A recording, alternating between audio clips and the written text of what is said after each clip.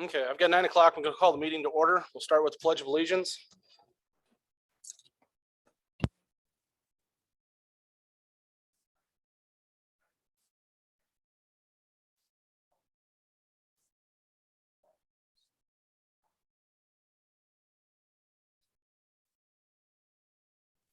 Roll call. Here. Smith. Here. Hammett. Here. Manning. Here. Packard. Here. Conflict of interest declarations. Hearing none, approve agenda. Second. I have a motion and a second. Any further discussion? Hearing none. All those in favor say aye. Aye. Opposed, same sign. Motion passes. Approve minutes. Second. I have a motion and a second. Any further discussion? Hearing none. All those in favor say aye. Aye. Opposed, same sign. Motion passes. Are there any visitors to be heard that are not on, that's not part of the agenda? Damon?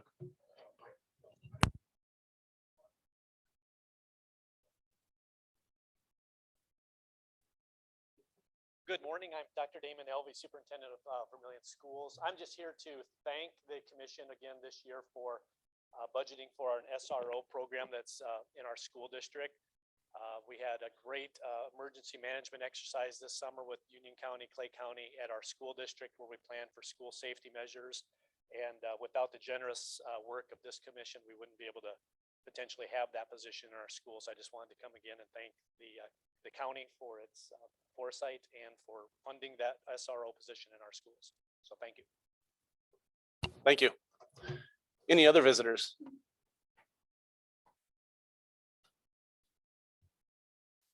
Seeing none. Mike McGill.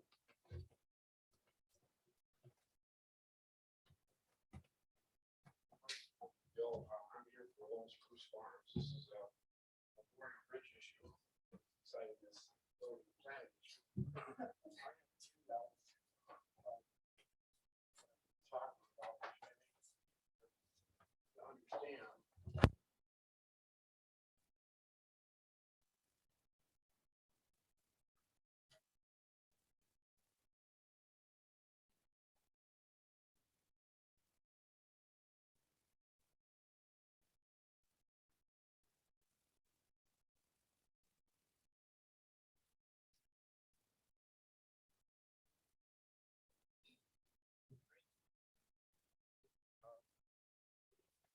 Lone Spruce Farm is the client I'm representing today. They purchased 320 acres of farmland in Clay County, South Dakota in 1998.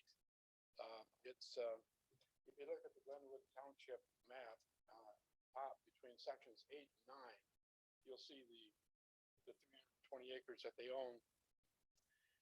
Between section 8 and 9 in Glenwood Township is 466th Avenue. And I'd written a letter to your state's attorney, Alexis Tracy, explaining basically the facts behind what occurred. There was an 8-acre parcel of land that is more or less separated from the rest of the farm. And the first handout I gave you shows the elevations. There's a significant change in elevation, about 25 to 30 feet from an area that could be a source of access to this 80. What happened in the early 80s is that the south 3/4 of 466th Avenue was vacated. They left in place, unvacated, 90 rods, or approximately 1,400 feet. There's a small cemetery right in the corner of the Olson Family Trust land in section 9. And this road that was left in place led to a bridge that crossed Ash Creek, which is dry, obviously, today, but in any gully washer will rise as high as the top of the bridge. And so what happened is that there are no other places on this road, obviously, so the township vacated it, but the road was left in place so that they could reach this 8-acre part, okay, in addition to reaching the cemetery. Approximately 6 years ago, a barricade was put in front of the bridge over Ash Creek. And this ground, this 80 acres, was in CRP, and the tenant reached it last about 6 years ago and baled and mowed the hay, which he had to do pursuant to the CRP program. Um, in February and March of this year, the county removed this bridge, and they didn't give any notice to my clients. We, pursuant to South Dakota law, have to give the 180-day notice to the county alleging a constitutional deprivation of a right of access. Now, I know the cost of replacing this bridge would be probably significant. I know that financing bridge repair is always an issue. There's a South Dakota statute on point that says basically that the townships and the counties, principally the counties, are responsible for maintenance of culverts and bridges. Alexis refers it to the bridge to nowhere, and but it is to 8 acres. There's a statute under South Dakota law that says that you can force the county commissioners to force a property owner to give access through landlocked parcel, but it has to be 10 acres in size. So this is kind of a perfect storm. You know, we have a road that only services 8 acres. The bridge, the last time they did a bridge inspection, it could only handle 3 ton per axle. And so I think that it was on the list to be destroyed. It was removed. No notice to my clients. There is a Supreme Court case, oddly enough, a Clay County case. It's the only precedence I see in South Dakota regarding the discretion of county commissioners with respect to what they want to do with bridge repair. That case, Gregoire versus Clay County, basically says that any decision about a bridge submitted to the county commissioners, if adverse to the person requesting exercise of discretion to build a bridge or culvert, can be appealed at the circuit court. The appeal has to be done within 20 days, and then it can go on to the Supreme Court. So what we're asking the county commissioners to do is to make a decision as to what their discretionary act would be with respect to the factual situation we presented. And we understand that the cost constraints, I don't know if there's any budgetary assistance that could come from the state or the federal government, so the burden wouldn't fall on Glenwood Township and the county commissioners. And so we understand that in this era of budgetary constraints, Clay County looking at electing out to provide for basic governmental services, that bridge repair probably isn't high on their list. Secondly, bridge repair is very expensive. You know, one alternative would be culverts and dirt to replace this access. Probably would get blown out whenever you have a gully washer. So there'd be, my client, it'd be very expensive for him to build private access, as you can tell from the handout I gave you that showed the elevations. And so he's wondering what the county can do. The Gregoire case that I cited, and I referred that to Alexis as well, basically says that the county commissioners have discretion. The discretion in that case, what happened in the facts of that case is in 1987, I believe, a bridge was destroyed. We had very wet years, if you remember, in the 80s, in the early 90s. And the county went in and didn't replace a bridge, but the county commissioners exercised their discretion and they put in culverts and dirt fill for a low water mark. That's what the commissioners did. Gregoire challenged that decision and said, no, you got to put a bridge in. The South Dakota Supreme Court said, no, that's an appropriate exercise of discretion. So what we have there, you put the case that it's a discretion to make a decision between 2 alternatives. And the commissioners, your board, decided to do the cheaper one, which was adequate, and the Supreme Court said, well, that's an appropriate exercise of discretion. Here, the situation is, if the county obviously wouldn't build the bridge and put in the low, that my client would be happy with that. Now, the next discretionary act the county could do is to say, we're not going to do anything because it's a road only to 8 acres. You have access on your land. It would be very expensive. Like it or love it, you bought the land. We're going to exercise our discretion to do nothing. In which case, my client could then, we've given you the notice of a constitutional violation. We could appeal it to the circuit court and so on and so forth at a considerable expense for my client. So cheaper to build access. Now, the other alternative is to have the neighbor who has access rent the land or buy the 8 acres, which I suggested to my client several times. So I'll put the issue to you there. I know you have bigger fish to fry, and I leave it to the discretion of the commissioners to make a decision in that regard. We're requesting that you restore access to this 8 acres by either rebuilding the bridge or coming up with some alternative. And if your decision is to say we're not going to do anything, then I understand. We know where we stand, we know where you stand. And if you have any questions, let me. Yeah. I noticed in the notice that you provided that it was referencing to the west and south, I believe, that no access. Is there an inability to access through the east or the? Well, the north is where the road is barricaded and where the bridge has been removed. The area on the north is a considerably large gully, and couldn't access that 8 acres from that portion either.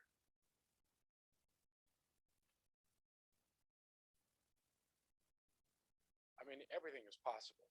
I mean, you could build access, but it'd be a very expensive access road that a private person would do to reach 8 acres of land that's worth approximately $80,000. As I said, this is kind of a perfect storm. The neighbor to the east is agreeable to allow my client's tenant to go in, cross the ground early in the spring to plant and cultivate, get the soil ready, and then come in after harvest. So, I mean, we do have a simple solution, which is the cooperation of neighbors. But if that cooperation ever ceased, then we wouldn't have access, and we can't compel that neighbor to give us access because it's only 8 acres, not 10 acres. So it'd be an expensive fix for the county. But you can reach the land from the east, from the neighbor's land, because that portion of the land has been vacated and they actually farmed to the middle of the old road because under county township vacation rules, the land reverts to the landowner. So I don't know if that answers your question. Yeah, I think so. And just, even if you can't compel the neighbor, sometimes they might voluntarily give access or even a. Yeah, I don't know if we haven't, I've talked to David Olson, he'd be willing to buy the land, rent the land, and he's willing to give us an easement. So that's the facts. So that was my question, that when they vacated, then they farmed to the middle of the road, Yeah, they did. South of the bridge. south of the bridge, yes. Not north of the bridge. Right. There's still a township road. Yep. If you look at the plat map, there's still a little segment of that road. So I'll leave it to your discretionary decision and we'll proceed to the next. Does anybody have any other questions? I think we're gonna have to discuss it and we'll have to be in touch with you. I understand. Then just give me your ruling and then we'll go. Is that okay? Do we put that on the next agenda then? Thank you for your. Thank you. Last Supreme Court.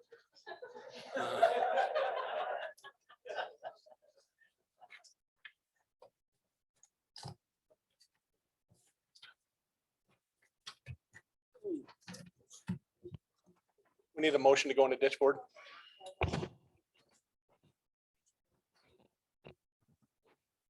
Have a motion and a second to go into ditch board. All those in favor, say aye. Opposed, same sign. We're in ditch board. We've got Rod and Brad, you want to come up? Have we received any bids yet? None? So we don't have any bids, so we're just gonna move on to the Altag invoices.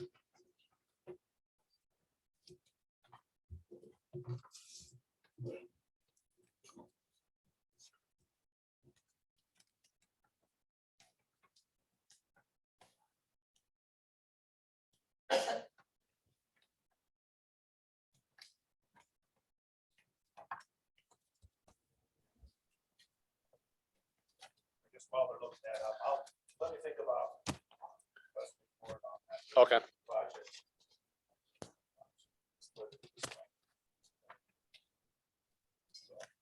I'll think about it. Okay, so it looks like we have two invoices, one for $4,853 and one for 3,719. Sound correct?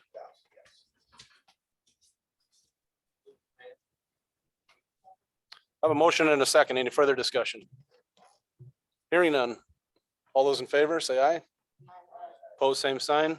Motion passes. Do you have anything else, Brad? No. That's all I have.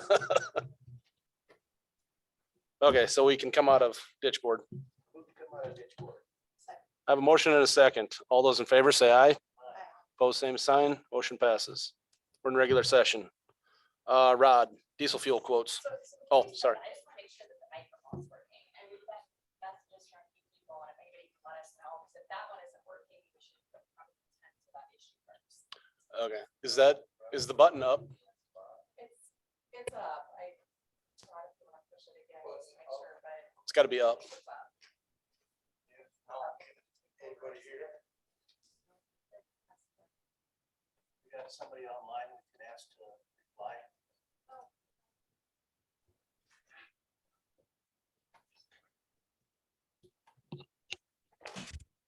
Is this microphone working?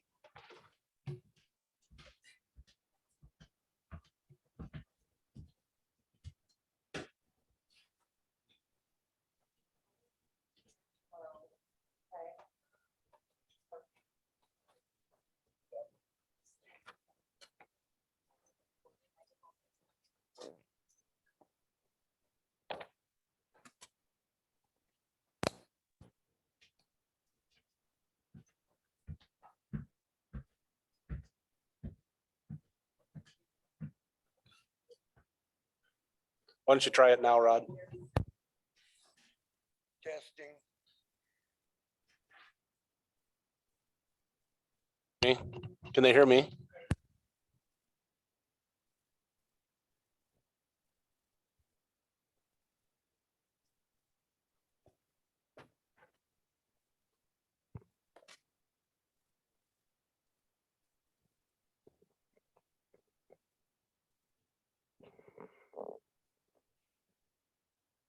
Can you hear me?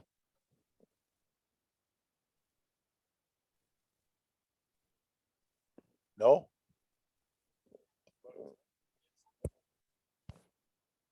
Yeah, buttons up. Can't hear me?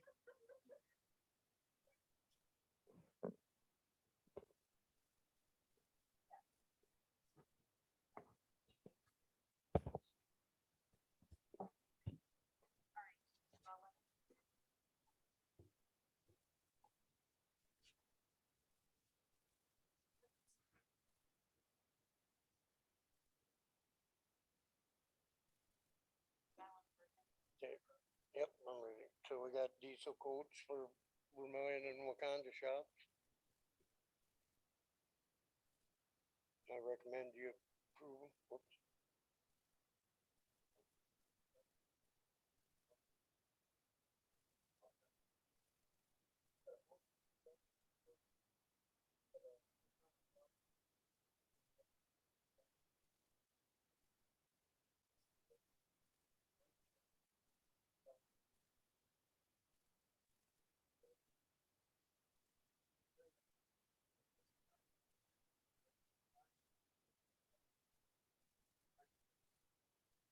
Yeah, you have a change order in front of you for, Mine was off, sorry. Mine was off. yeah, so we have the change order for a microservicing project.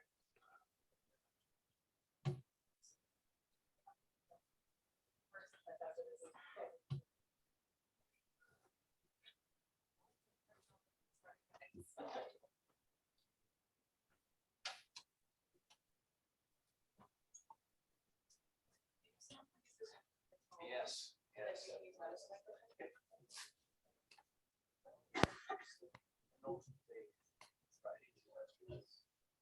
Move all this and test it.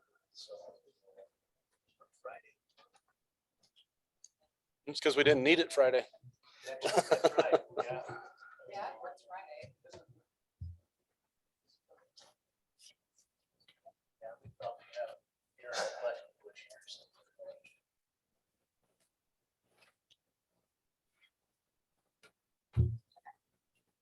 try. Let's see what they say. Okay, so we have a change order for the micro servicing.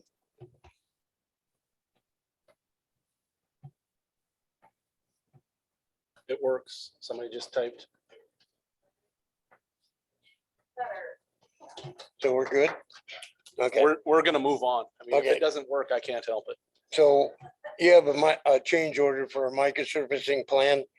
Because after we let it out, we added West County line from South Irene to 306.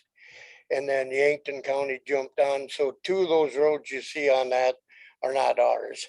We have half of the West County line, which is like 170 something. Is that what it? Yeah, I don't have it in front of me, but so we just need to change the order. They have completed the first part of it. Everything's done. It's all striped, ready to go. So they've moved into Lincoln County. They'll be back to do the county line and 6 miles in Yankton. So Yankton jumped on our bid. They just want to try a small stretch to see. They drove a couple of our roads and liked it, so they just want to do a small test first time they're doing it. So we just put it all on there. So actually, we're approving the change order, but the only addition is 171,000 to my original project. That's for our half of the. Our half of the 452nd Street, correct? Which is 9 miles, but we're only doing just a little over 8. We're not going through the slough. The slough is dry right now, so it's kind of settling, and we don't want to. We'll take care of that with paving and chip sealing with just Yankton County, so. Yep, I'm correct, right? Okay, And you have the So- 171,000? Yep. Okay. so I recommend you approve the change order. Second. I have a motion and a second. Any further discussion? Hearing none. All those in favor say aye. Opposed, same sign. Motion passes. That's all I have. Anything for me? I got a question. Okay. Newton County over there, they had done earlier. some field, Mhm. Then they came back, and put like an oil base on. top. Yeah, that's fog seal. That's fog. Yep. That's all. Yep, when we chip sealed, we were doing that also. It just helps retain the rock, and it'll be pink by spring. It wears off, but yeah, it helps retain the rock while everything heals up, so. Took about 30 minutes before you got that. Right. It's pretty quick. It's just water based, water and oil in it. When the water evaporates, you're good to go. I was just curious. Okay. Yeah, thanks. Anything else? Thank you.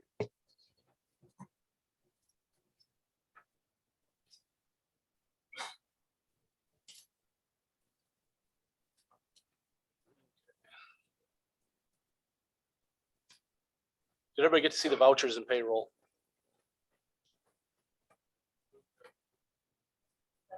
I have a motion and a second. Any further discussion? Hearing none. All those in favor say aye. Opposed, same sign. Motion passes.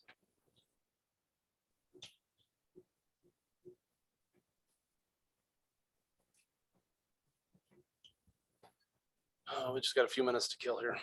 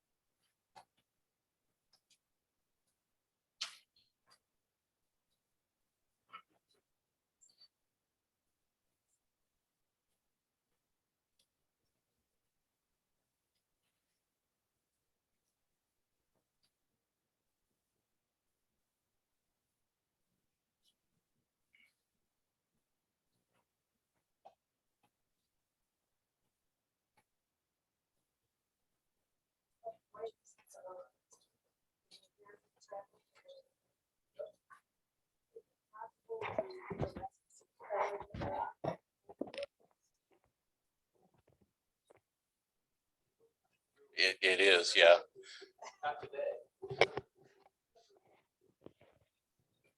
In that, the one we are about to discuss is a reordinance of which took me a while to figure out what it was. The first line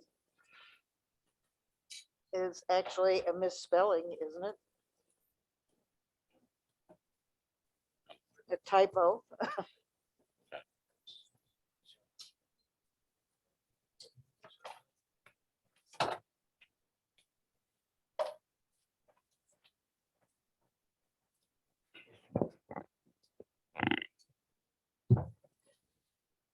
Silly, but take up some time. Something to discuss.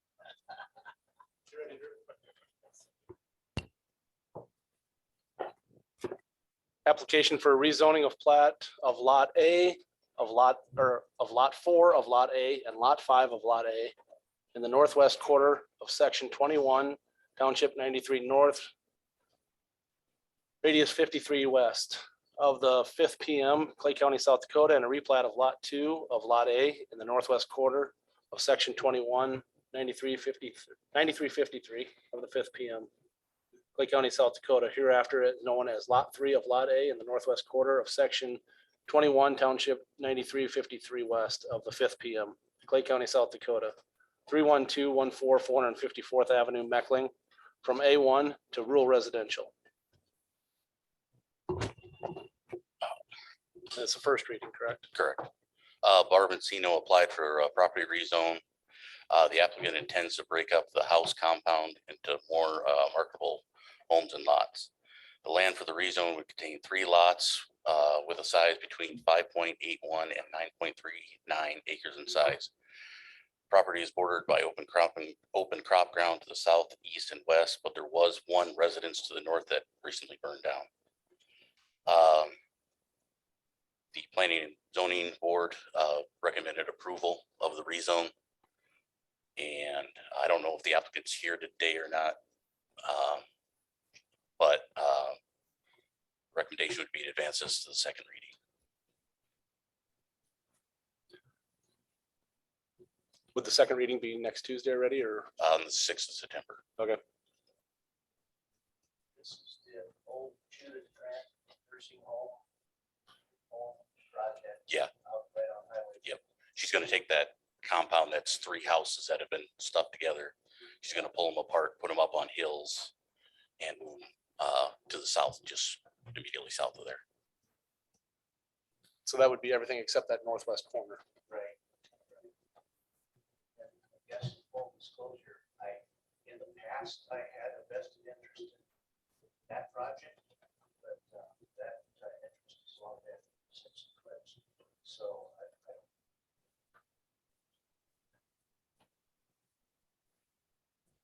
together the second reading. I have a motion and a second. Any further discussion? Hearing none. All those in favor, say aye. All right. Pose same sign. Motion passes.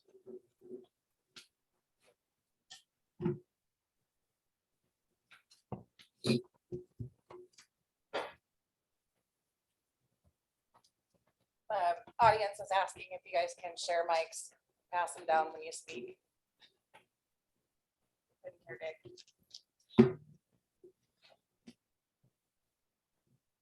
There's times that's a blessing.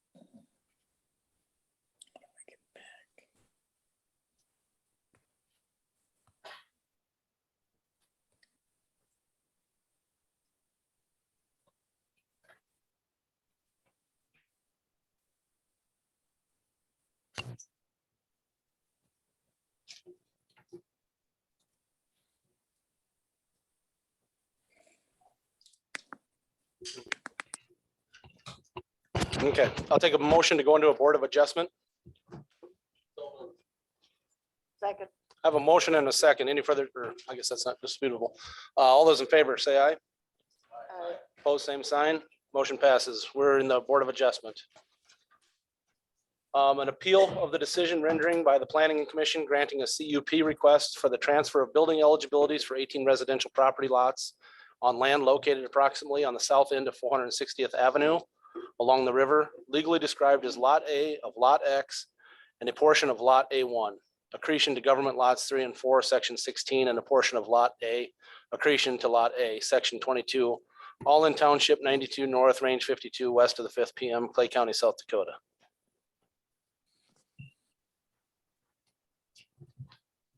Okay.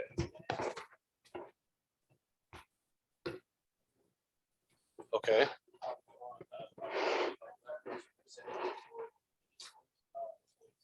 Question about what the Board of Adjustment options for this request. Is that something the board can discuss? Would you like us to answer that?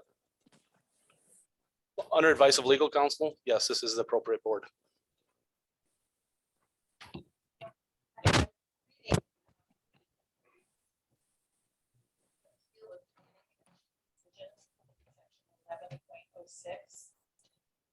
And it says clearly the decision rendered by the planning commission on a conditional use permit may be appealed to the Board of County Commissioners. Doesn't say Board of Adjustment.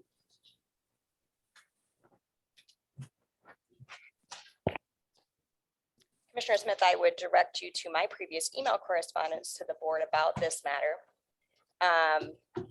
Identifying codified law that specifically identifies an appeal to the Board of Adjustment. And I will find that. I can't get this back on just one thing. I have this in just a tiny little picture. I'm going to just go totally out and then come back. Can you mute her?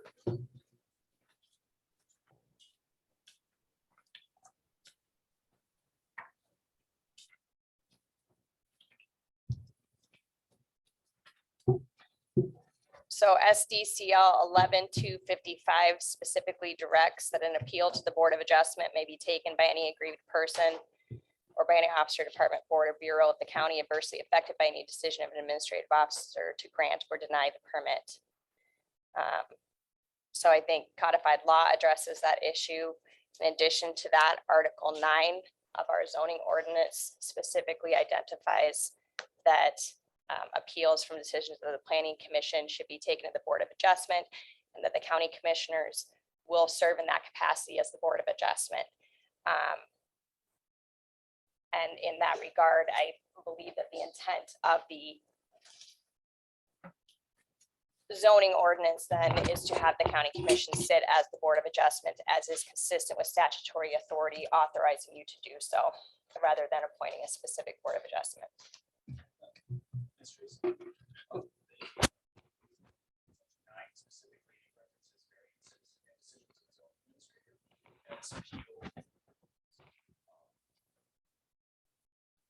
This was the advice of our legal counsel.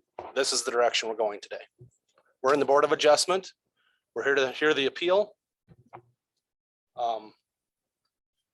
Drew, you're gonna start off, correct? Okay, but before that happens, we're gonna do 10 minutes. The side that is appealing the conditional use permit, your representative, which I'm assuming is Mr. Peterson, he'll get 10 minutes to present.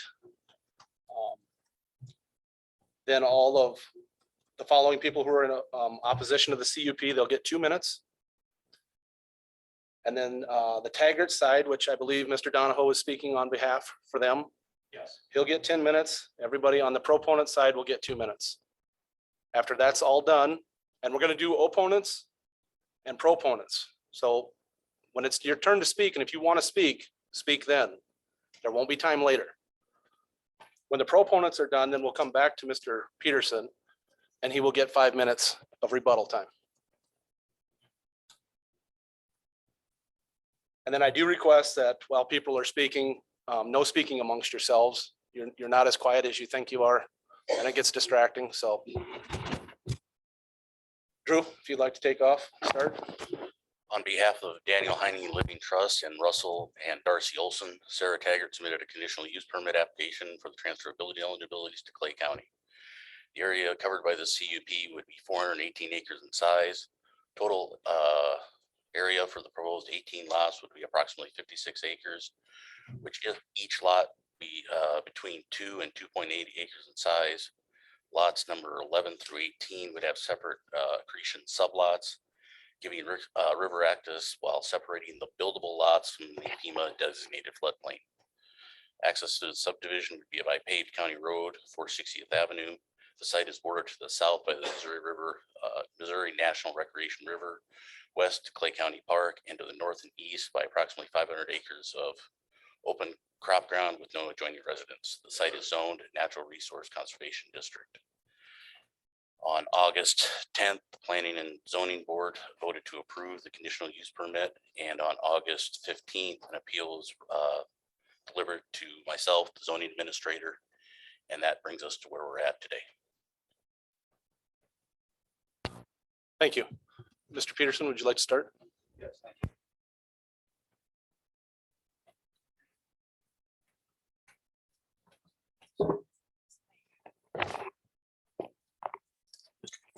Yes.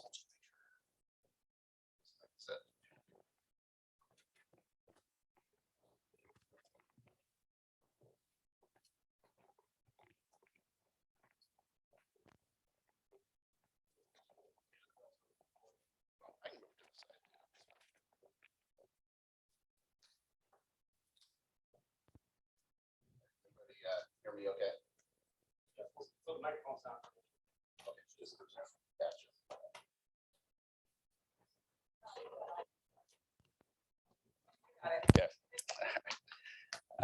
Well, first of all, thank you for your time this morning. These are important issues to be decided today. My name is Mitch Peterson. I'm the attorney who's been hired by the appellants to provide some thoughts to the board as you exercise your judgment and your discretion today, deciding whether this project is appropriate for this county. I've been involved with zoning requests before this board and probably half the counties east of the river. So I've got some experience with zoning. In particular, when you think about a conditional use permit, it's nothing that anyone is entitled to.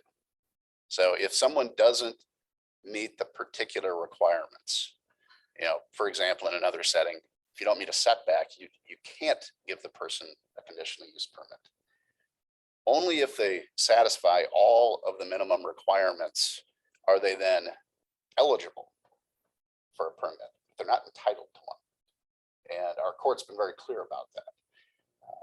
In particular, most recently in the Miles versus Spink County case, that even though all the particular minimums are met, the board still has to weigh, is this a good idea? Considering economics, aesthetics, the property around it. It's only if all of the minimums are met, you then get to the point where you have the power to say this is either good for our county or not.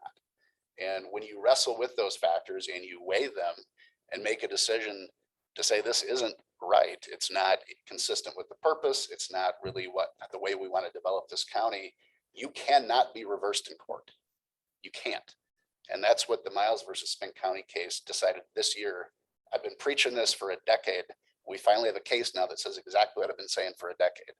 That when you exercise your judgment and say no, you've got cover in court. You can't be reversed for that.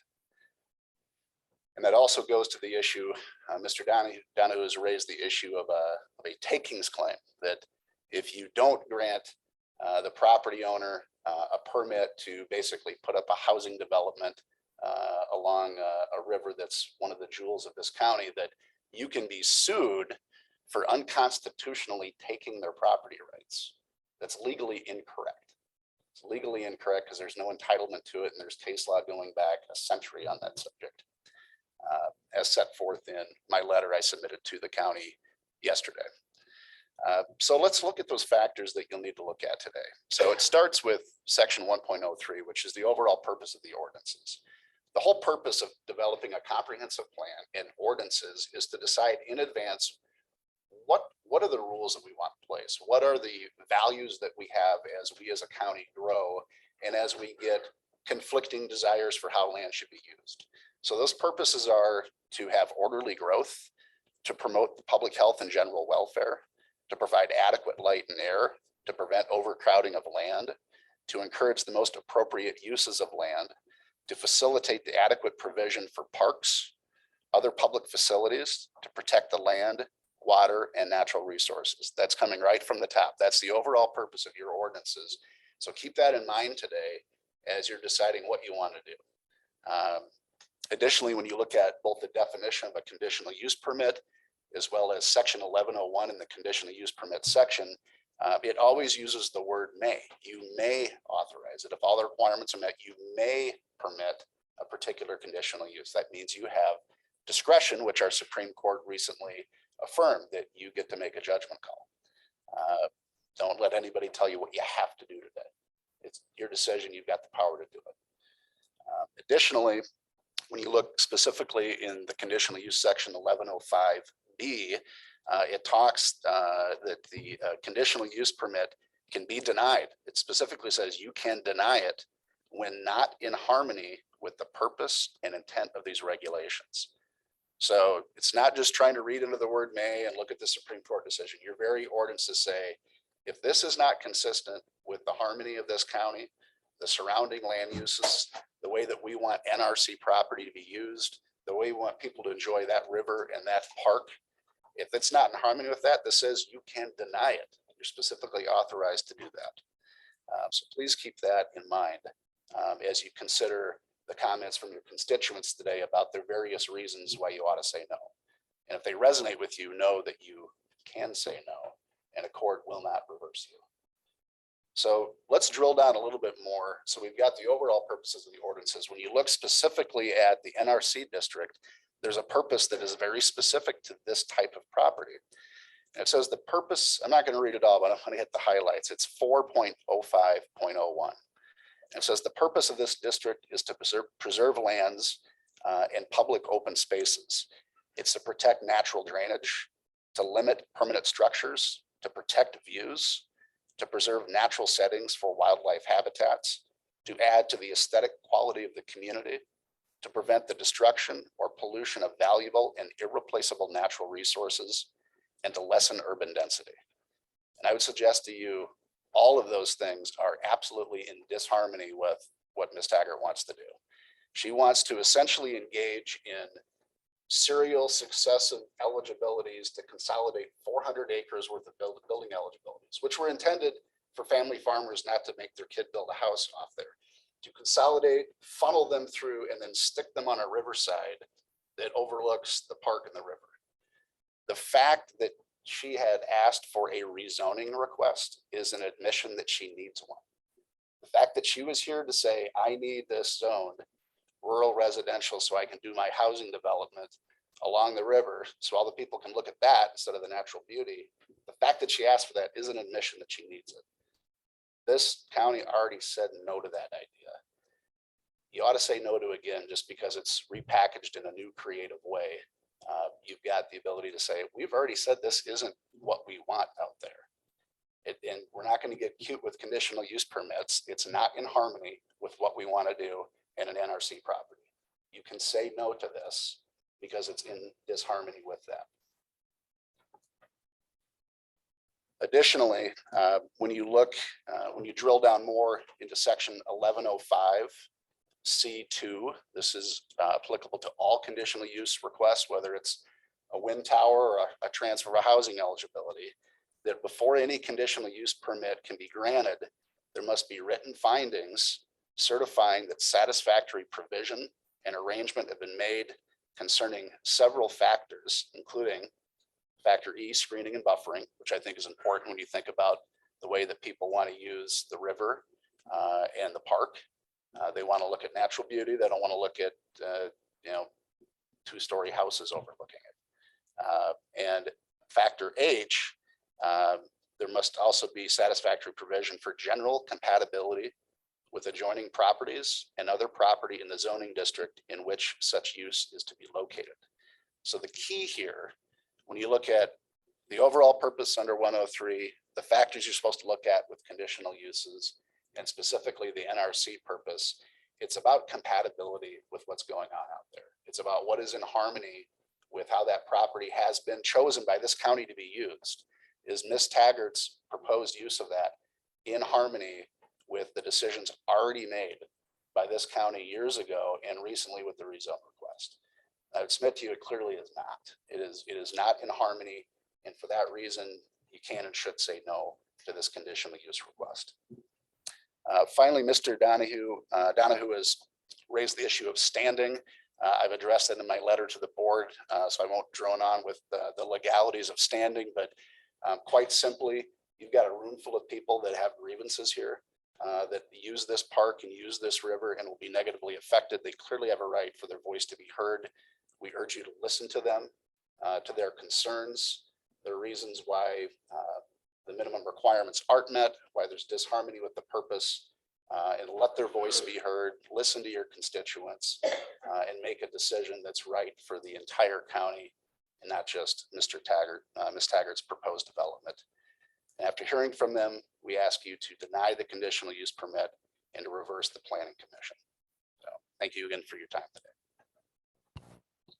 Thank you.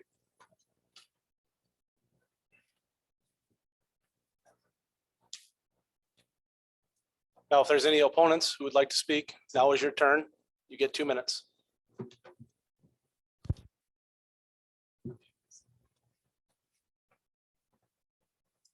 Thank you for hearing me. My name is Bruce Gray. I live at 804 Campy Street here in Vermillion. And I, of course, urge the commission to deny the CUP.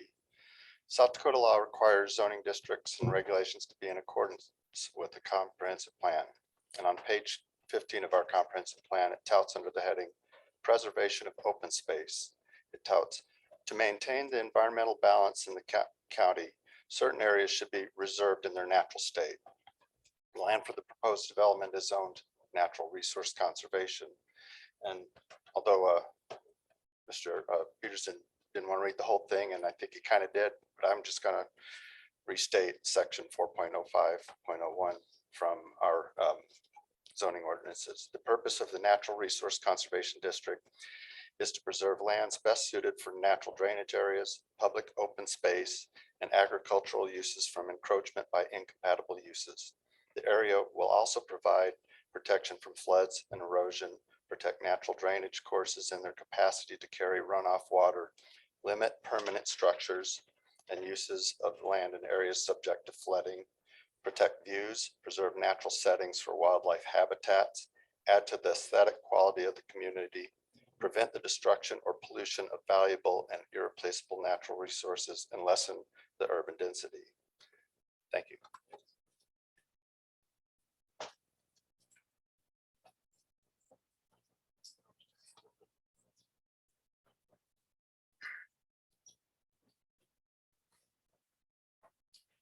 Good morning. My name is Kurt Dimick. I'm the National Park Service Superintendent for the Missouri National Recreational River. A letter of written comments was submitted by the park, so I won't repeat all of that information, but I will summarize our comments today. The Missouri National Recreational River was established as a component of the National Wild and Scenic River System with a lower 59-mile district of the river, which stretches from Gavins Point to Ponca State Park, being established by Congress in 1978.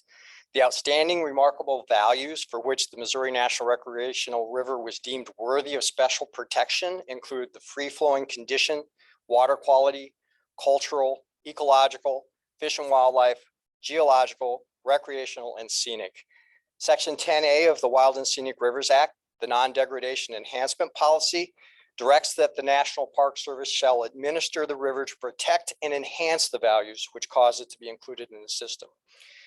The segment of the Missouri River where the proposed housing development is to be located is currently devoid of any development from Clay County Park to the Vermillion Newcastle Bridge. It is our opinion that this development would contribute to an impairment of the scenic and others outstanding remarkable values of this segment of the river. Currently, the National Park Service currently the National Park Service owns little land along the river. And as such, we work with private landowners, state and local governments to support the efforts to protect and enhance the values of the river through voluntary protection of resources, easements, and zoning designations on lands adjacent to the river.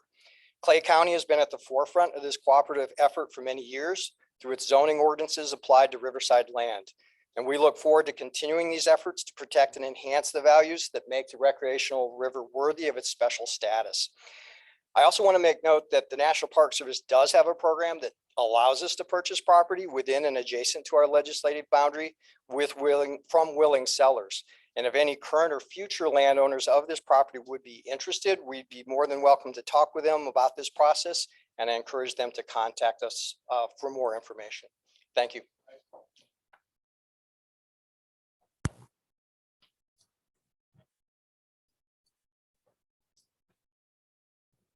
My name is Norma Wilson. I live at 30959 Frog Creek Road in a house my husband and I built 40 years ago.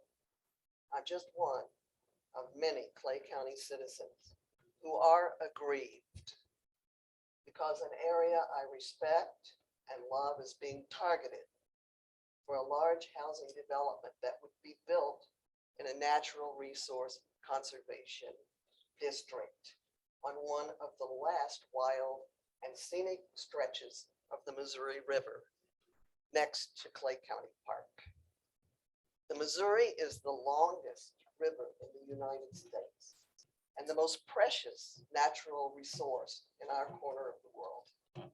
It is part of Clay County's history and ongoing life. Bald eagles, great blue herons, green herons, pelicans, geese, cormorants, muskrats, deer, and beavers enjoy this stretch of Missouri as their home. An 18-unit housing development in the river's riparian zone would destroy the natural habitat and the beauty and serenity of that unique place. Maps in our comprehensive plan show that soils at the proposed site are severely limited for septic systems. Pollution from the development would degrade the environment for aquatic life and make recreation on the river unsafe for us humans. Noise from the development would drive away animals and people seeking sanctuary at Clay County Park. We taxpayers elect and pay our county commissioners. We depend on them to protect our special places.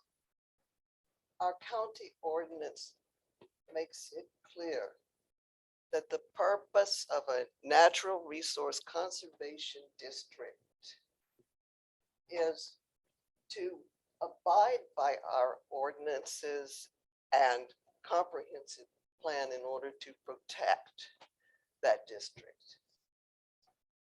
I'm aggrieved that the Clay County Planning and Zoning Commission did not provide me and other opponents with a chance to speak before they voted to issue the conditional use permit. I appeal to you, the Board of Adjustment, to say no to this housing development. Instead, Are you, Norma? I ask you to work with the National Park Service to preserve a natural corridor for wild animals and people along the river's edge. From Norma. Clay County Norma. Park Norma, to the North Alabama Norma. acreage managed by the Corps of Engineers. And thank you very much, Mr. Muckler, and everyone on the board for listening to me this time. Appreciate it. just going forward, if I stop you, don't talk over me. Yes, I would like to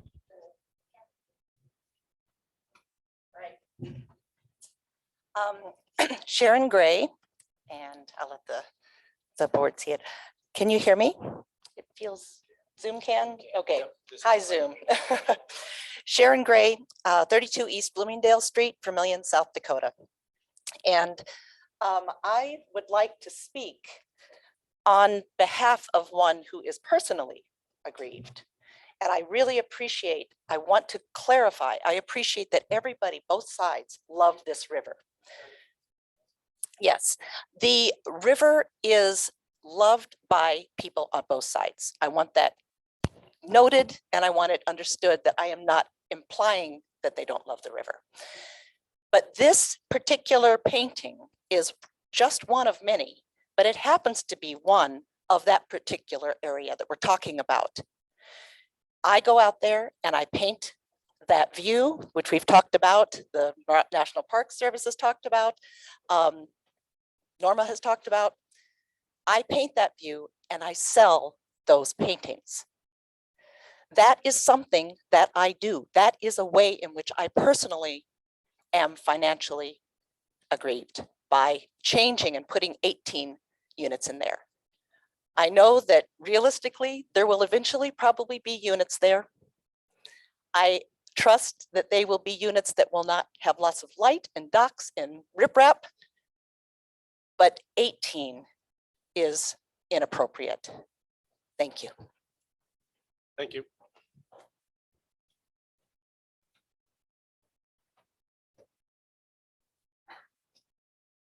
My name is Cindy Game and I live at 804 Canby Street in Vermillion. And I wrote a lot, so I'm going to read fast. I brought the photos that are on the wall there. I printed these out because I've been taking photos of this area in different seasons for years. The point is that I take them from Clay County Park, where that stretch of land to the east is also very much a part of the scenic view.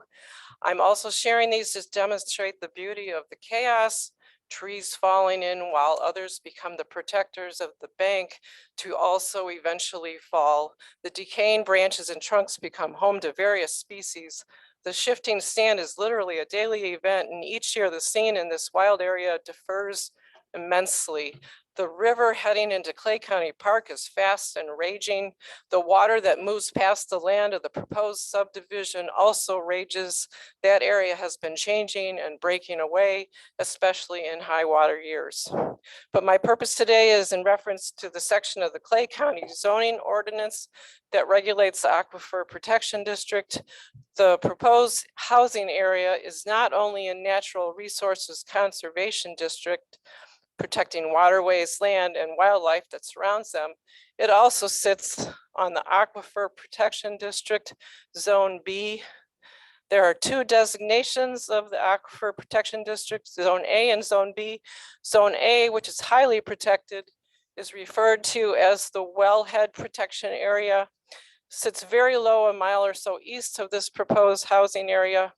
As to Zone B, the concern would be septic systems, associated drain fields, and also wastewater, the seasonal high groundwater table, and also the likely possibility of a shallow superficial protected aquifer below must be determined. The latter requires drilling logs from soil borings, that's a quote. The aquifer provides drinking water.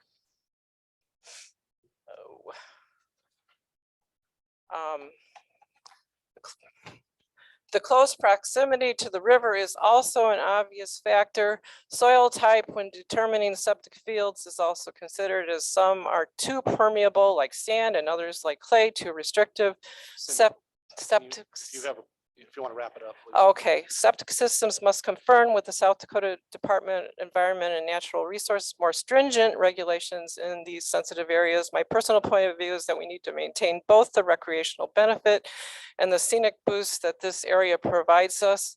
We need to keep the 6 miles consistent and as wild as possible because it's such a unique habitat. There's a reason it's protected by the National Park Service and is also designated NRC land. We should never ignore the purpose of these designations for our own gain. Thank you.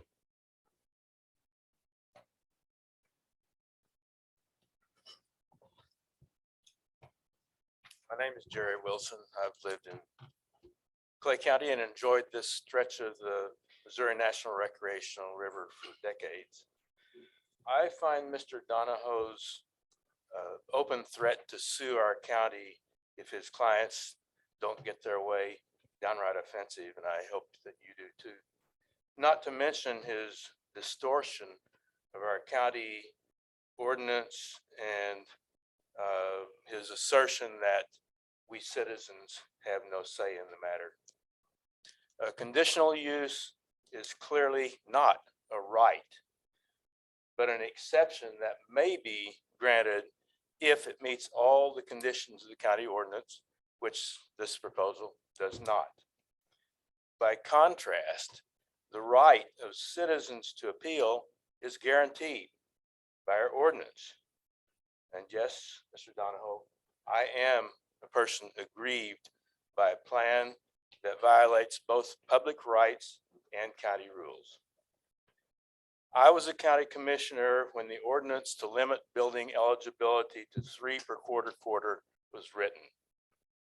The intent was clearly to prohibit urban sprawl, not to encourage it.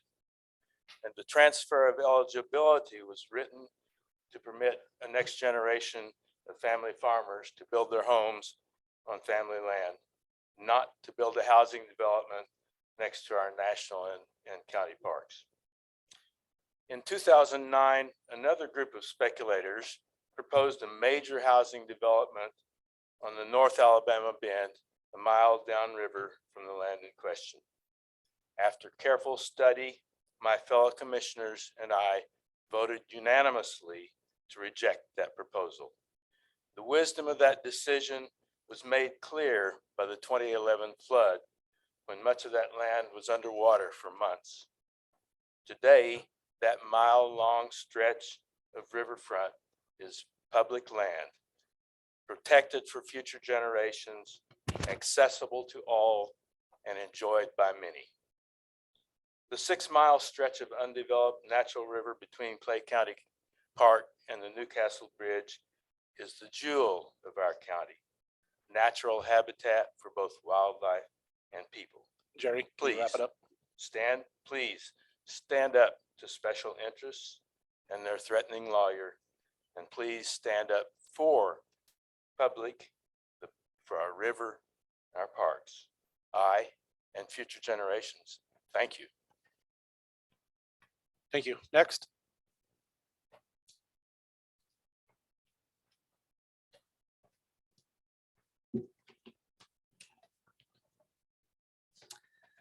Hi, my name's Harry Freeman, and I thank you for allowing me to speak and consider what I have to say about this hearing. As we hold this hearing, there is already a house in the very same area that's been approved for development. We are not here appealing what you can already do within the law.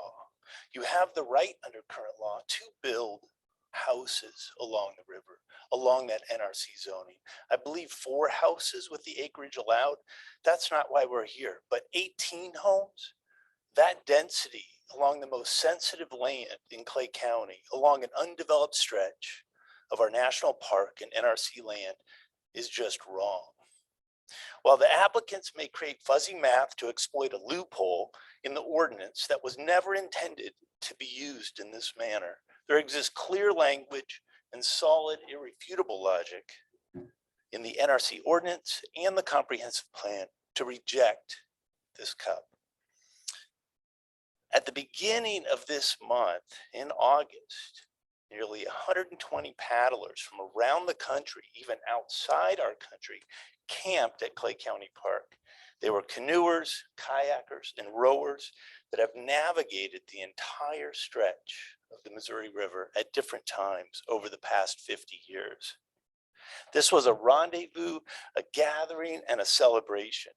They could have chosen anywhere along the Missouri's 2,300-mile route from Three Forks, Montana to the sea, but they chose our stretch of the river. So as one of the paddlers, Steve Snell, noted, the river in this section is full of sandbars and still feels quite wild in places. It looks in places much like how I would imagine the river did before the lakes, levees, and other flood control measures were introduced. The organizer of this rendezvous, Norm Miller, a historian from Livingston, Montana, gave his simple yet powerful reason for being on the river. I wanted to see America the same way Lewis and Clark saw it. Wrap it up. Thanks.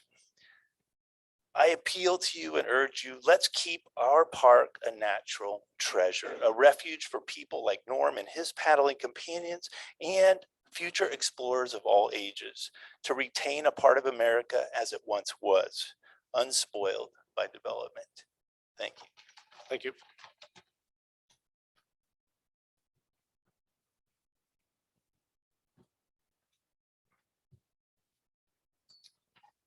Hi, my name is David Swanson, and I live at 31590 Greenfield Road in Vermillion.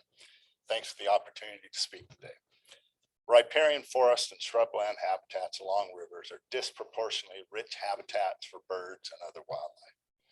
Research published in 2012 in the journal Environmental Management documented that between 1892 and 2006, 55% of floodplain forest, 77% of shrubland on the 59-mile reach of the Missouri National Recreational River has been lost to past development. Regional riparian forest and shrubland bird populations have declined as a result, contributing to the 3 billion birds lost in North America since the 1970s, documented in a 2019 study published in the journal Science. Shrubland birds have been particularly affected along the Missouri National Recreational River as the dams have limited regeneration of these flood-dependent habitats. So these shrublands are one of the most imperiled habitats along the river. Shrubby understory vegetation forms a prominent part of the landscape within the proposed development area. Our bird survey research along the 59-mile reach of the National Rec River has documented 17 different bird species that are reliant on extensive area of this riparian shrubland habitat. Based on past development projects along the river, the proposed development will very likely remove most of this shrubby understory layer as it blocks views of the river. Local population declines in shrubland birds and other wildlife will very likely result from such changes. Granting the conditional use permit thus seems incompatible with the NRC zoning designation goal of preserving natural settings for wildlife habitat. Thank you. Thanks.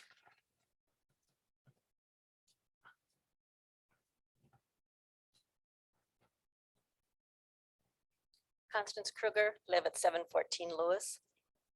First of all, thank you so much for this generous opportunity for everyone to be able to speak. I know last time people didn't get to speak, and it is very generous of you to allow us this time. We appealed this decision as aggrieved citizens, and I want to make sure that we're careful about that word aggrieved, because there could be some talk later on about the word aggrieved having just a very specific narrow definition. According to the Oxford English Dictionary, the first definition, the first accepted definition, is opposed or hurt in spirit, distressed, troubled, annoyed, vexed. The second accepted definition is injured or wronged in one's rights, relations, or position, injuriously affected by the action of anyone, having cause of grief or offense, having a grievance. So when people come here and say that they're aggrieved, please listen to their individual concerns. I am distressed and aggrieved by this request for a conditional use permit. Yesterday, I had the opportunity to be on the river, and I was shocked when they pointed out where those houses would go. And imagining the docks and imagining the banks being redone, I had no idea. I hope that people will go out and look, because I had no idea how impactful, how close it is to the county park, and of course, the wild and scenic river. So I was troubled, I was offended, I was aggrieved. And I ask you that please do not allow this conditional use permit. Please listen to everyone carefully. 10 houses are enough. Thank you. Next.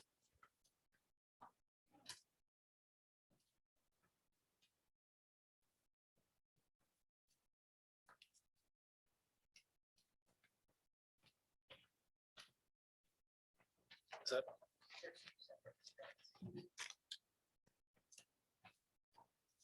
But I get one of those, right? Okay. There's two separate.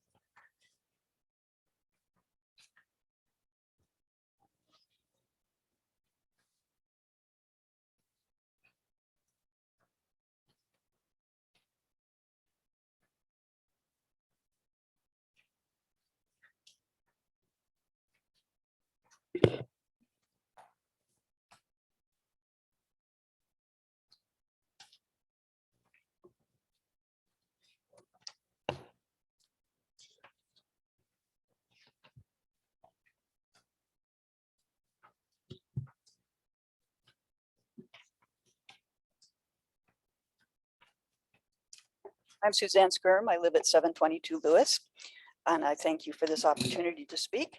You have the National Park Service's report on visitor spending in 2021 at the Missouri National Recreational River. Look at the figures for this year, especially the visitor spending, which would be the first graph. $6.9 million, the most of any year since 2012, except for the same amount in 2013. Also note on the last page, the economic output up to $8.4 million, the most in 10 years. With the exception of jobs, which is the second graph, all these parameters are up in 2021. 141,000 visitors came to the park during the year. They spent the most dollars on lodging, restaurants, groceries, and gas, and other things. All services which are available here in Vermillion. Just a minute, Susan. Honest to God.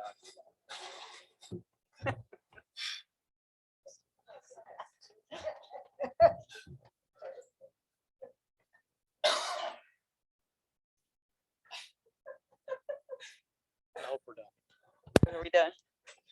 You can start again. Okay, this speaks to the economic value of preserving the land around our national park. People come here to enjoy the wild and scenic river.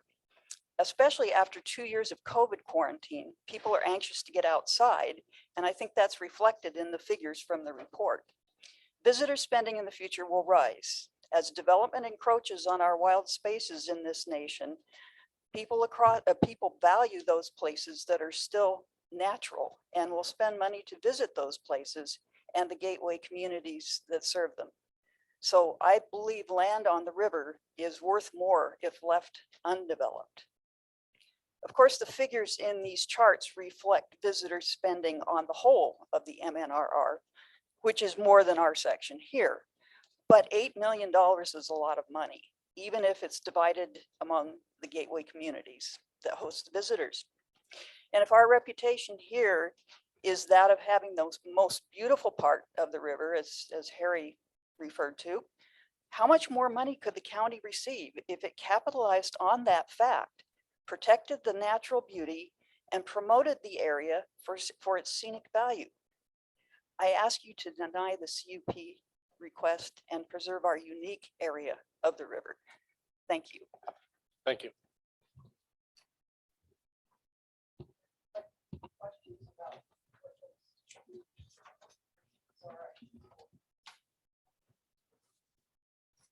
Hello, I'm Gretchen Ford, 1025 West Main Street, Vermillion. The Missouri National Recreation River was designated in 78. This 59-mile stretch is unique as it remains vastly undeveloped.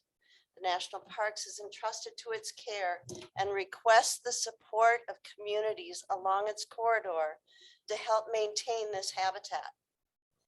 Dan Heine had a vision to develop his property along the river as it would be a financial asset to his family and provide homes in a beautiful setting. Two other honorable men who have passed had a different vision for the Missouri River. The late Martin Weeks, a lawyer and state's attorney, worked hard to protect the river, and the USD School of Law's John Davidson published the Missouri River case study in 2013. Their combined visions were instrumental in the protections of our river for the public to enjoy. This housing development of 18 properties will increase light and noise pollution with an average of 2 to 3 vehicles per house, lawn mowers, snow blowers. That would be disruptive to the habitat and not what one would expect to experience in protected natural environment. It's not about building homes for the Heine descendants.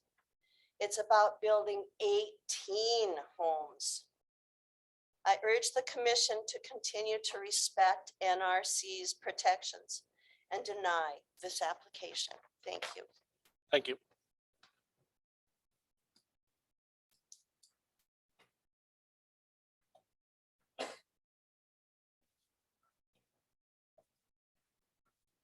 My name's Eileen Thornier. I live at 113 Forest Avenue. Attorney Donahoe is quoted as saying that if this conditional use permit is not granted, then the property would be used for cattle production. I guess he assumes that the cup for whatever type of cattle production is requested will also be automatically approved by this adjustment board. This is where this commission or this adjustment board will establish a precedent that this unique parcel of land will either be protected according to the intent and purpose of the zoning ordinance and comprehensive plan, or by voting to allow this cup, setting a precedent contrary to the purpose of the National Conservation District. And that has been stated previously and quoted 4.05.01 of the National Resource Conservation District.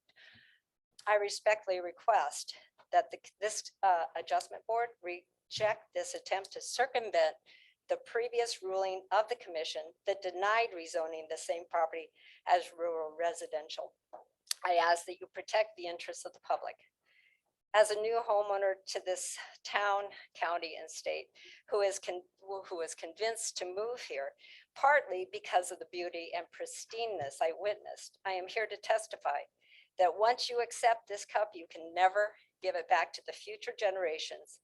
This unique section of land the public has entrusted you with, you can never return that back to its original condition. And I thank you for your service. Thank you.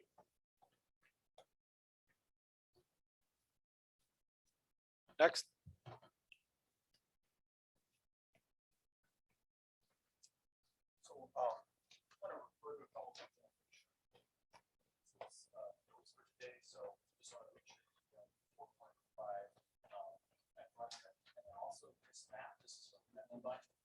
So you guys have that with the section line overlaid as they wait survey. This will be projected, stand for the projection, but just you guys can all look at that.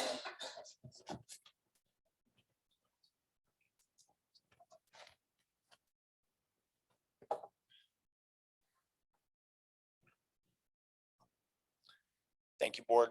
2 minutes is short, so I'm going to keep it very short. I really appreciate the time today. A lot of great points today. To me, much of what's being discussed today is actually bringing back up issues that were heard previously when the board wisely voted to not allow this being converted to rural residential. One of the primary issues that I have with the approval of this conditional use permit is this novel use of the transfer of building eligibilities. It has never been used before. I went down and asked Drew about that. If he could give me some examples of how it's been used in the past, never. So how this is being treated today is determining how the Planning and Zoning Commission should approach this in the future. So if we look at the Natural Resources Conservation District ordinance, it says that each quarter section has 3 building eligibilities. And then on the next page, when we're talking about this particular conditional use, it says that the transfer of a building eligibility from one parcel to another parcel. So to me, it seems very clear that parcel has a specific meaning there. It means a quarter section. That's the only unit of this zoning area that has any building eligibilities to transfer anywhere. So we have to look at quarter sections. So if you pull that map up and you see the quarter sections overlaid, the math that's used to calculate 31 building eligibilities is flawed. Within the property at issue here today, there are only 5 quarter sections that I can find that are wholly within the boundaries of the county. Those 5 are not taking any building eligibilities from any adjacent landowners. Every single one of the other quarter sections crosses a property line, and any neighbor's property, if the building eligibilities are all used, those neighbors have fewer building eligibilities available. So it's inappropriate to simply calculate the cumulative area. There's nothing in the ordinance that says that a building eligibility is 13.3 acres. It specifically says that they are held by quarter sections. This was not addressed at the Planning and Zoning Commission level. Drew requested that the Planning and Zoning Commission discuss this and have some findings. If these 18 are moved here, that relieves potentially 13 others. If you accept that math, they said nothing about where those are. Without saying where they are, none of the landowners adjacent to this property know how many building eligibilities they have. This ordinance is too vaguely written to be used in the ways that it's being used right now. And we certainly need to listen to everyone who is explaining all the reasons why this is inappropriate. I hope that that was a clear enough explanation. I understand it's very technical, and thank you for the 3 minutes that I took to explain that. Have a good day.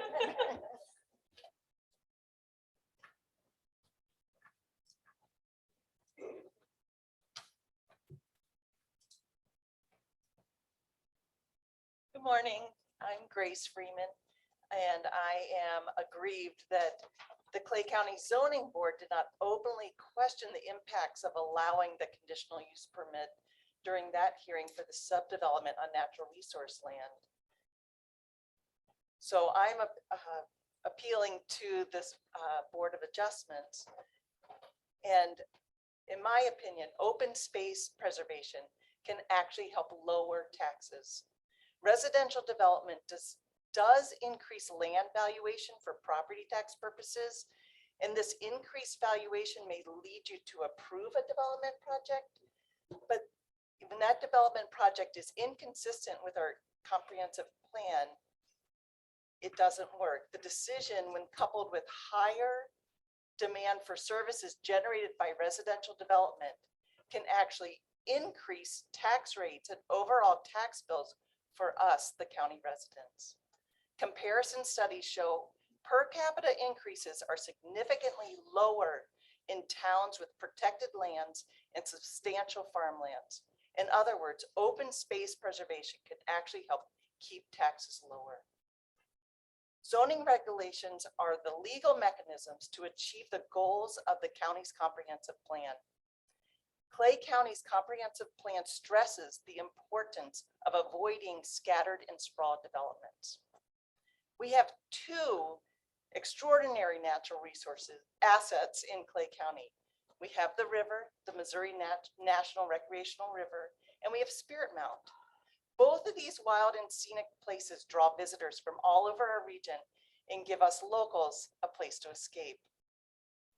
Just as we would encourage our Clay County commissioners, the zoning board, and the adjustments to deny a conditional use permit allowing a landowner to manipulate housing allotments of ag land across the land from Spirit Mount, I urge you today to deny the cut permit along the Missouri River. Thank you. Thank you. Next.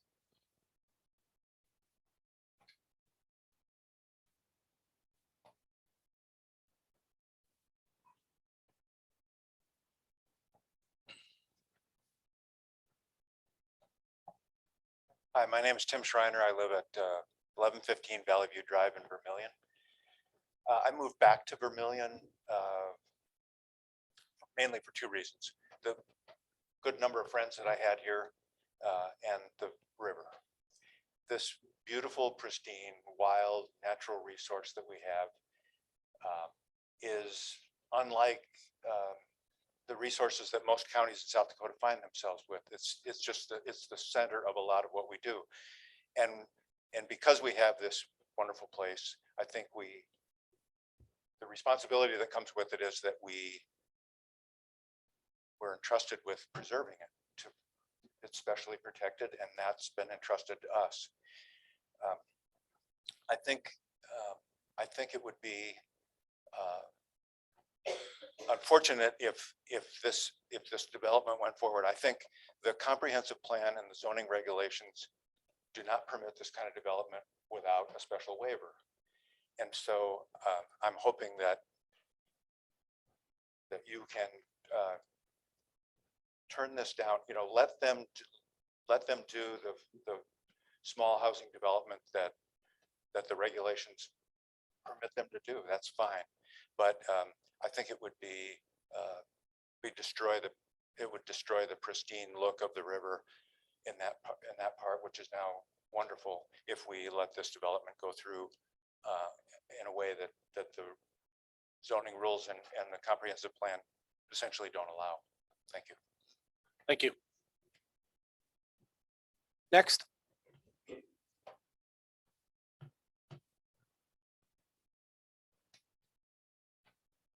Hello, my name is Matt Pasica and I reside at 318 Prospect Street here in Vermillion. So Article 4, Section 05.01 establishes the natural resource conservation districts. The purpose of that has been established here in front of you guys today through other testimonies. So I'm just going to get into some specifics of this ordinance of the NRC land.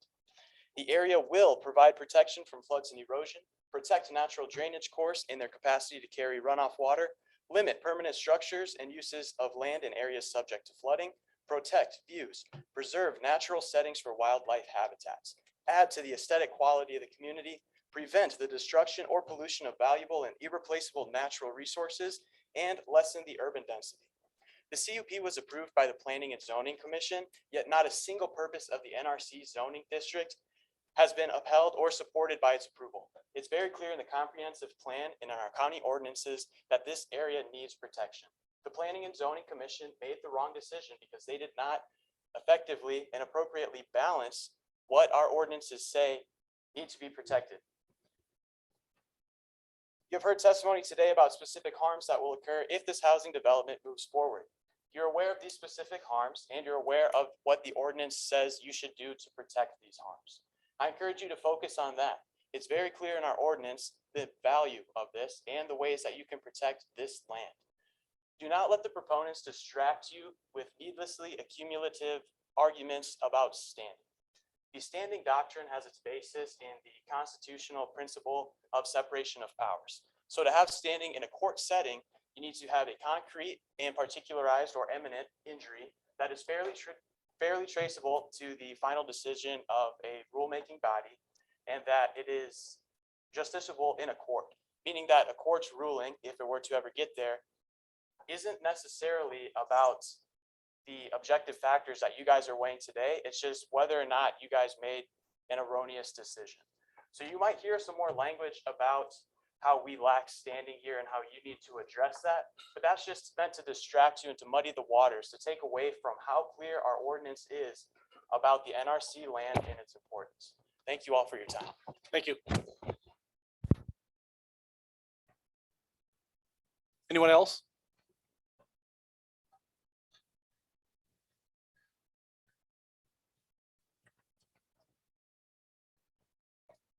Good morning. I'm Judy Sharples. In 1971, my husband and I moved from Los Angeles to Wakanda, where I still live. We wanted to escape the dehumanizing effects of the city. And we found in Clay County a beautiful place to live.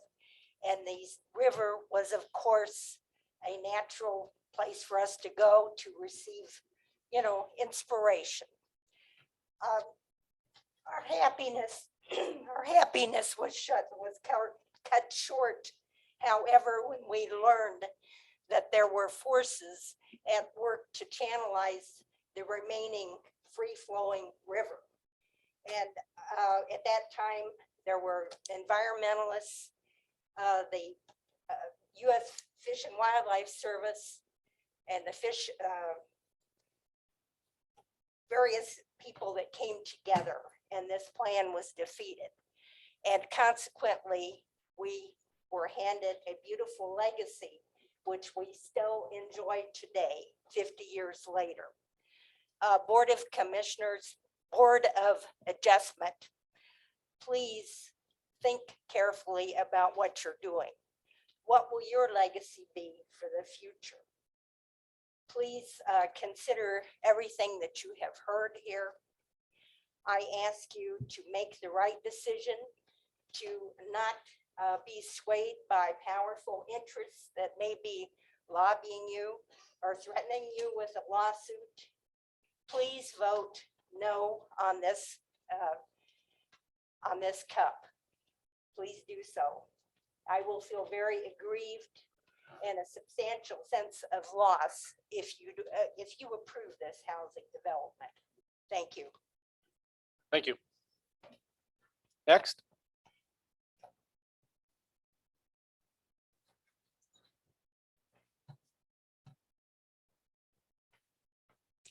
Hi, my name is Elizabeth Hanson.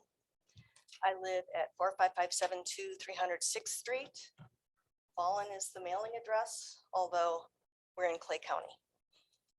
I have listened to all of the arguments or all of the information that's been presented, and I have independently read much of the information myself that was used in preparation for many of the comments that were presented here today, and I agree with them.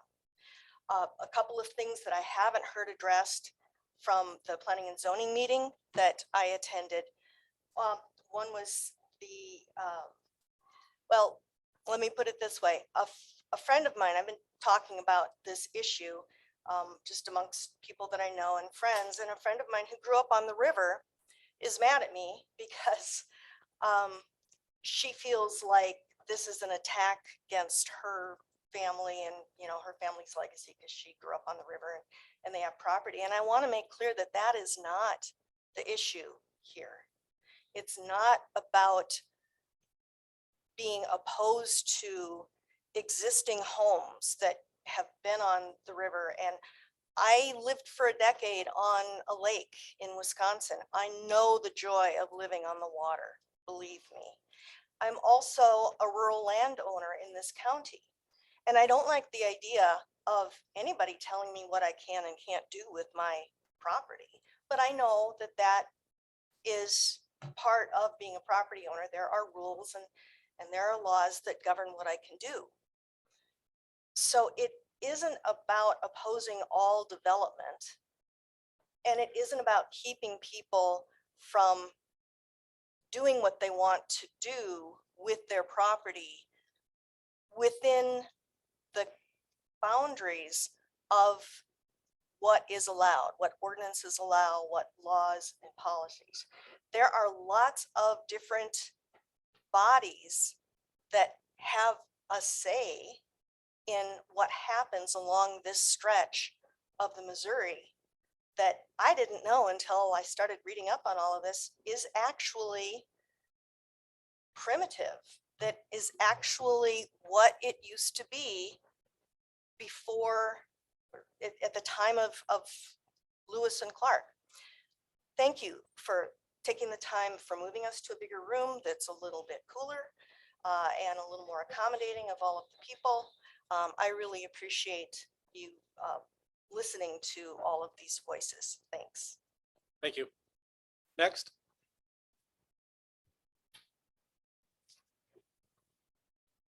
Hello, my name is Sandra Kern-Molman and I live at 30717 University Road.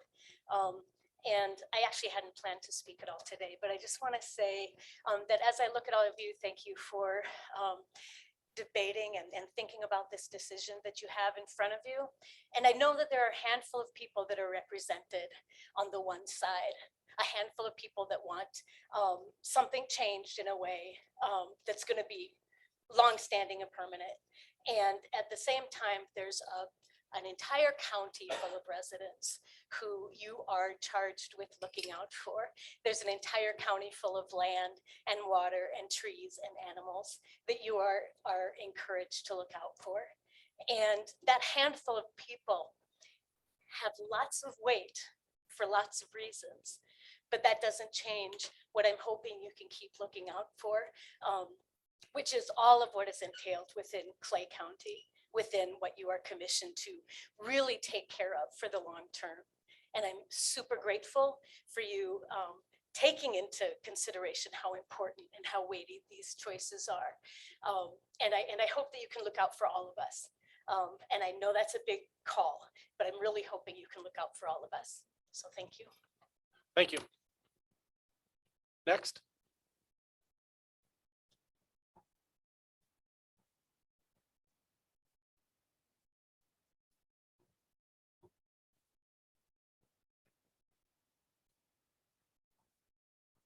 Good morning. My name is Greg Redlin, 1135 Valley View, Vermillion, South Dakota. I've been living in Vermillion for well over 50 years now when I came down as a sophomore to the University of South Dakota. If I sound a little bit more confused than usual this morning, it's because I hadn't planned on saying anything, but here goes this morning. I've been reading Lewis and Clark's journals recently, and as many of you know, when they were coming up Missouri, they camped out at a location very near Cotton Park. The next morning, they trekked up to Spirit Mound. It was a very hot day and it was a difficult climb. When they got to the top of Spirit Mound, they saw some very spectacular views of the county and the river. The river flowed, of course, a little bit closer to the mound and to Vermillion than it does now. We don't have to climb Spirit Mound now, though. We have Mulberry Outlook. And I'm sure many of you and many in the audience have been on Mulberry Outlook. And that provides a spectacular view of the river.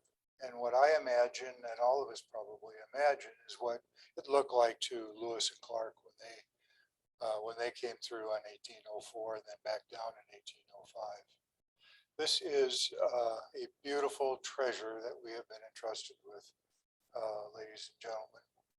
And if you approve this development, you will encroach upon that treasure. You will reduce that treasure in the eyes of many, not only in the eyes of the people who live in Vermillion and their children, but the nation's eyes, the nation's children. I urge you not to approve this development today. Thank you. Thank you. Next.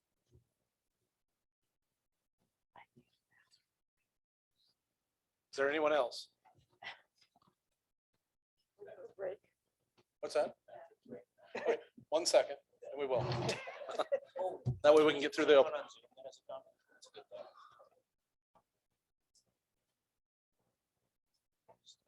Nothing? Okay, just so I've got the list of the people who appealed it. Is Mary Lynn Kavanaugh here? So if you're, so what we're gonna do is I'm gonna go through it. I would like to hear from everybody who appealed.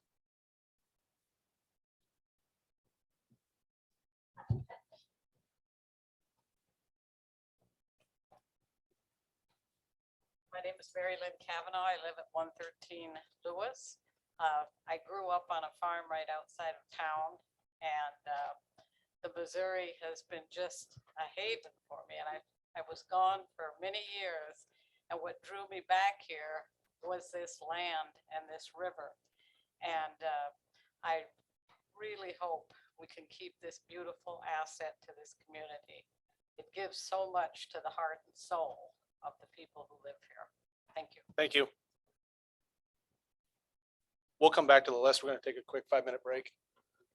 So if you are on the appeal list, I'll give you a chance to come up with some thoughts.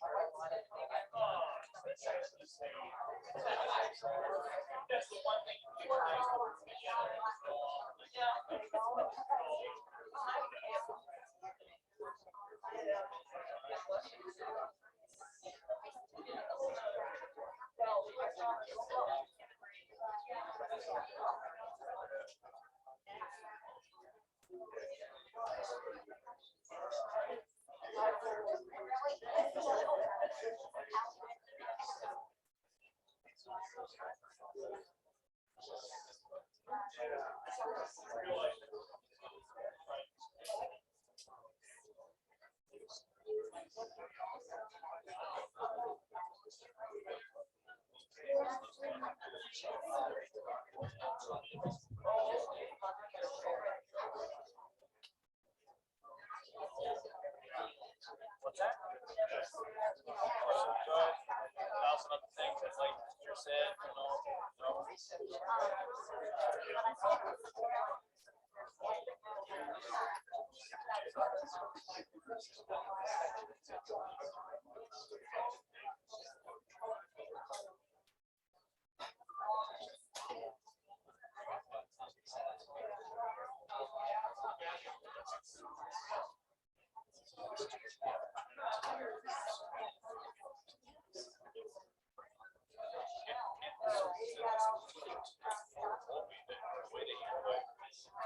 So if you've got 5 acres of a quarter section, say if you've got 6 acres. So if you've got 6 acres of a quarter section, and you put 3 houses there, your neighbor that owns the rest of it can't build a house in that quarter section. And he said they do that all the time. And so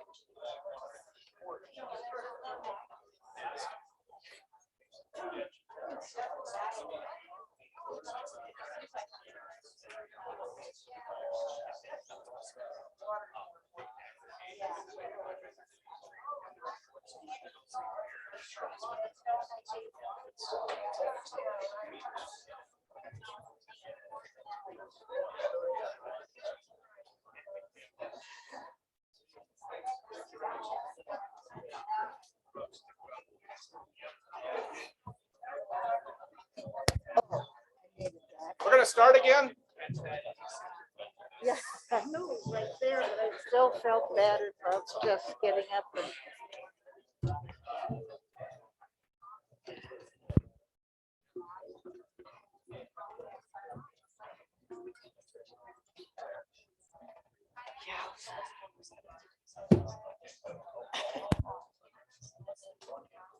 There's been, what's nice, it has not been repetitive. They're very good at.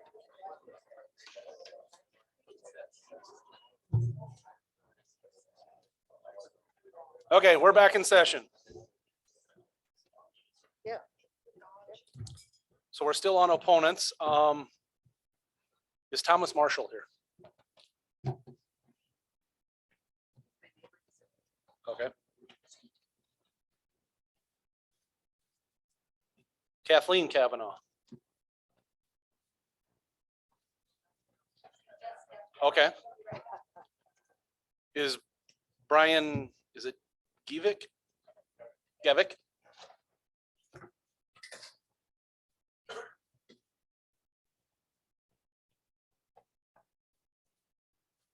Yeah, my name is Brian Gevick. I live at 45572 306th Street in Bethel Township.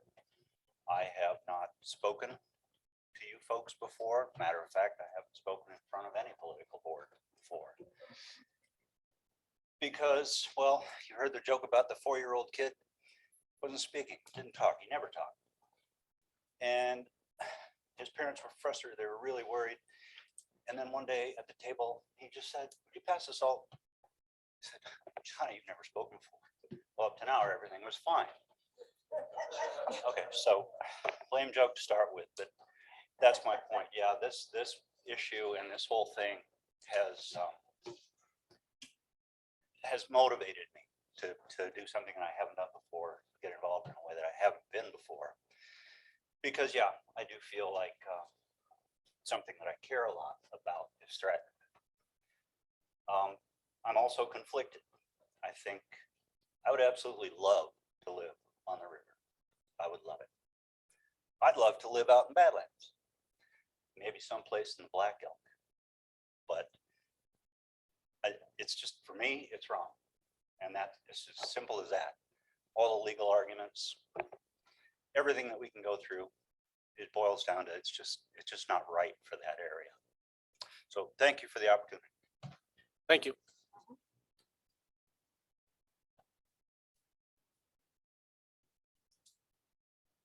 Is Kathleen Kavanaugh back?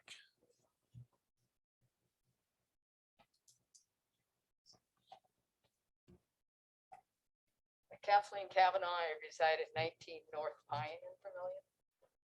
Thank you for that break, because I did not plan to speak, but it reminded me of a comment that Walter Cronkite made when he was asked later in his life about things that he'd said. And he said, "I don't regret what I've said, I regret what I haven't said."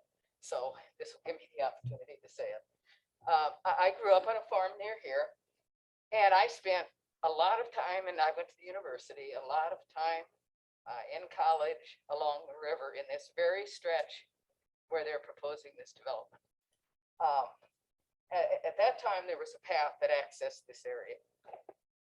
The thing that concerns me most about this is the precedent that is going to be established by your decision.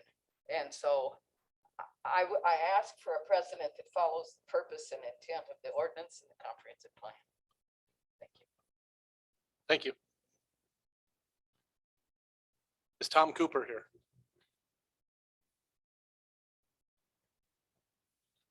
Nope.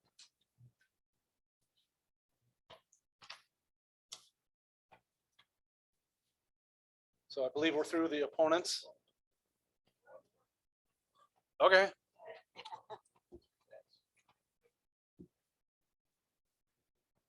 My name is Paul Hassey. I live in Vermillion. And 10 miles west of town, I have a lot on the Missouri River. It's 2.5 acres, 250 feet of frontage, decent lot. About 44 years ago, I was involved with replanting 1,000 feet of frontage. I could have got 5 lots out of there. I said, no, thanks. We made 4 lots out of it. It's decent. The land under question now can be developed according to our existing zoning code. You don't need special exception to overcrowd. Usually developers, when they want to overcrowd, it's called developer's greed. You see it all the time. Thank you.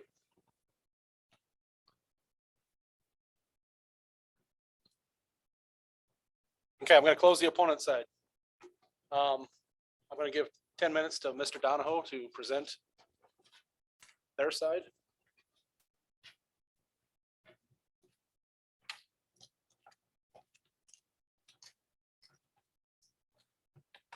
Filled my water bottle and left it in the hall.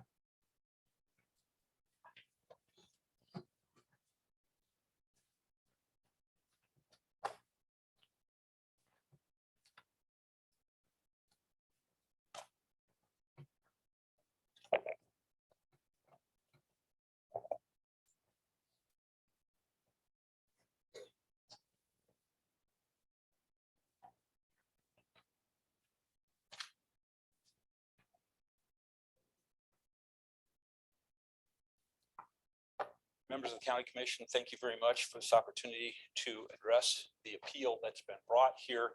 I want to start off by making sure I address a few of the things that have been publicly stated and make sure that we clarify some facts. First of all, I don't consider myself a big city lawyer, at least not yet. I'm originally from Vermillion, South Dakota, born here, one of 8 kids, but 7 of us were born here in Vermillion. There's a lot of talk about connections. My great-great-grandparents came over from Ireland, County Kerry to Garryowen, homesteaded this area. My kids and got a brother, Damien, who taught here at the high school, still has a house here. He has a son here, going to the university. We've got 6 generations of my family here. My mother lives here too. We care deeply about the river as a family. We care deeply about the environment. We care deeply about the rights of homeowners, landowners, and others as well. I'm here to talk to you about some specific things that address a plan that was set up by Daniel Heine, and there'll be more people talking about this, so I'm just going to touch on it, but it was his plan. And he created, by nurturing existing trees on his land, an area where he eventually wanted to have houses. He spoke to people about it before he passed away. His living trust carries that on. We've been told that the approach here has been some kind of a loophole or is something that someone claims is an admission because there was a rezoning application made that was denied. And we came back with a different plan. So there's some claim that that rezoning application basically marries us or the applicant to the position that this is not appropriate unless it's rezoned. Well, that's not the truth.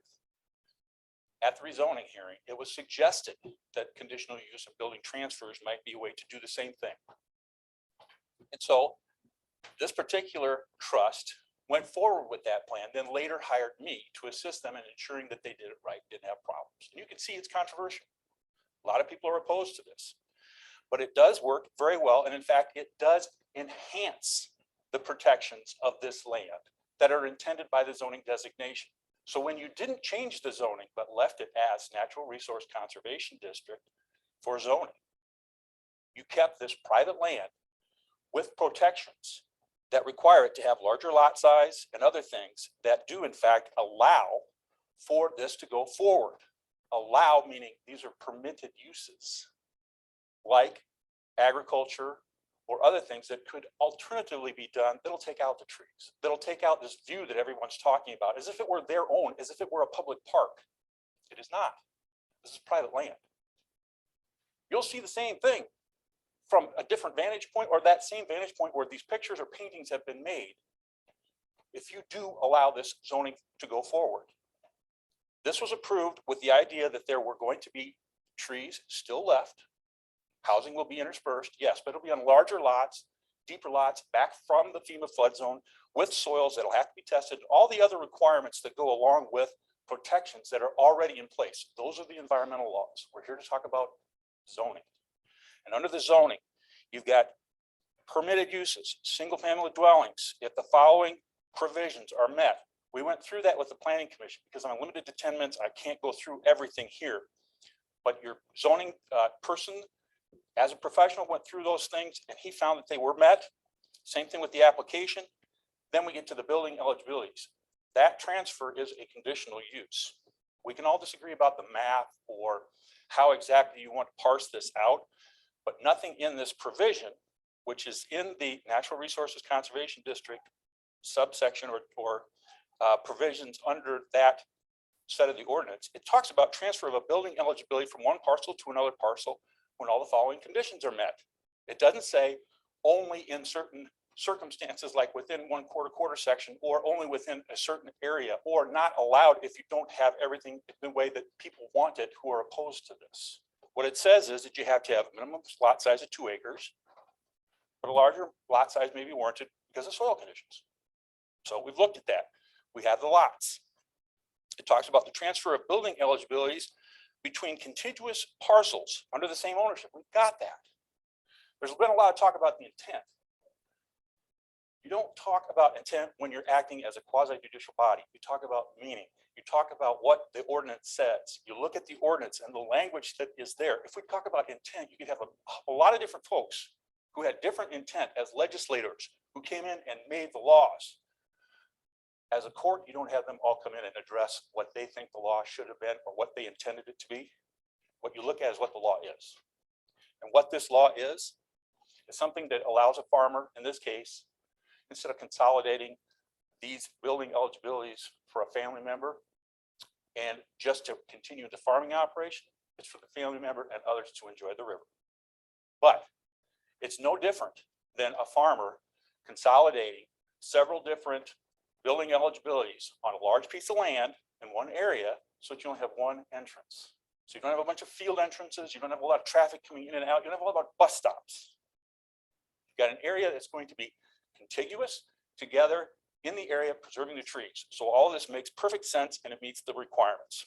The parcels from which the eligibility is transferred are going to continue as agricultural land. If this isn't built, then the appropriate thing for someone who is a steward for a trust or doing their fiduciary duty to maximize the value of the land might be taking those trees out. I can't say whether they'll do that or not, but that's wholly within their power. If they do, they can turn it into an agricultural use or other things that will change this much more dramatically than if the housing eligibilities are actually transferred and this is built. Now, these lots are going to be for sale. If somebody takes a lot, doesn't build on it for 15, 20 years, that's fantastic, according to the opponents who want this to stay natural.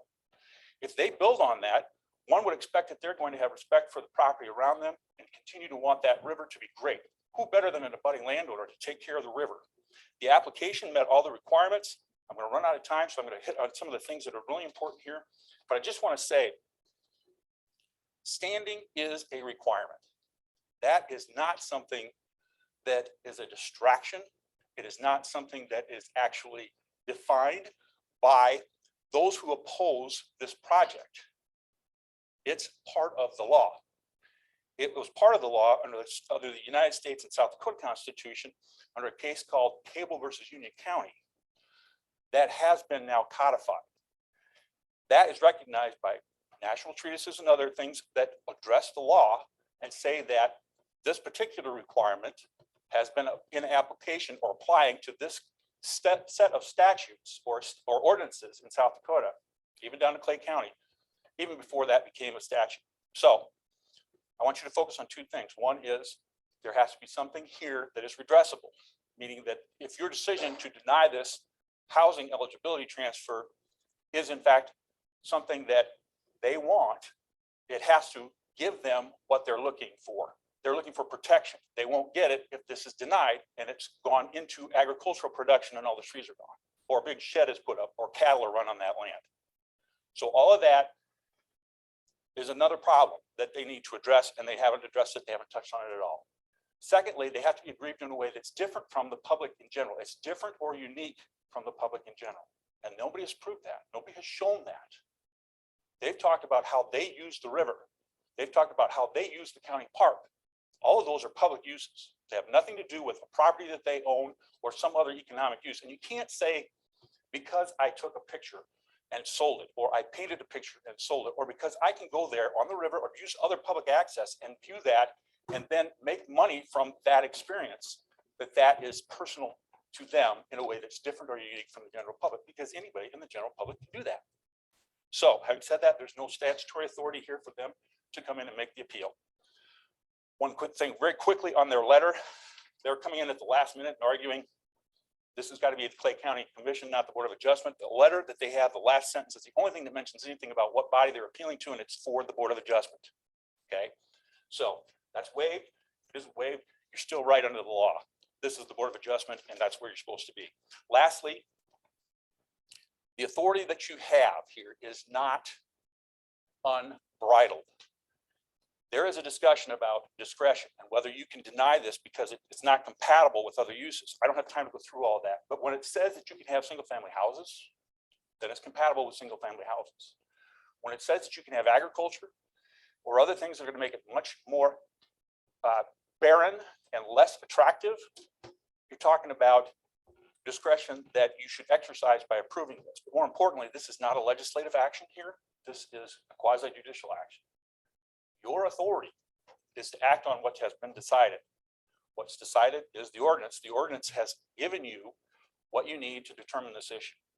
And based on that, we would act that you deny the appeal, which means that you would allow the conditional use permit that has been approved lawfully to continue. And with that, I'll turn it over to Ms. Taggart, who's going to address some of the more historic and other aspects of this and explain a little bit more. We'll go through with our 2-minute speeches. Thank you. Thank you. Start with the proponents.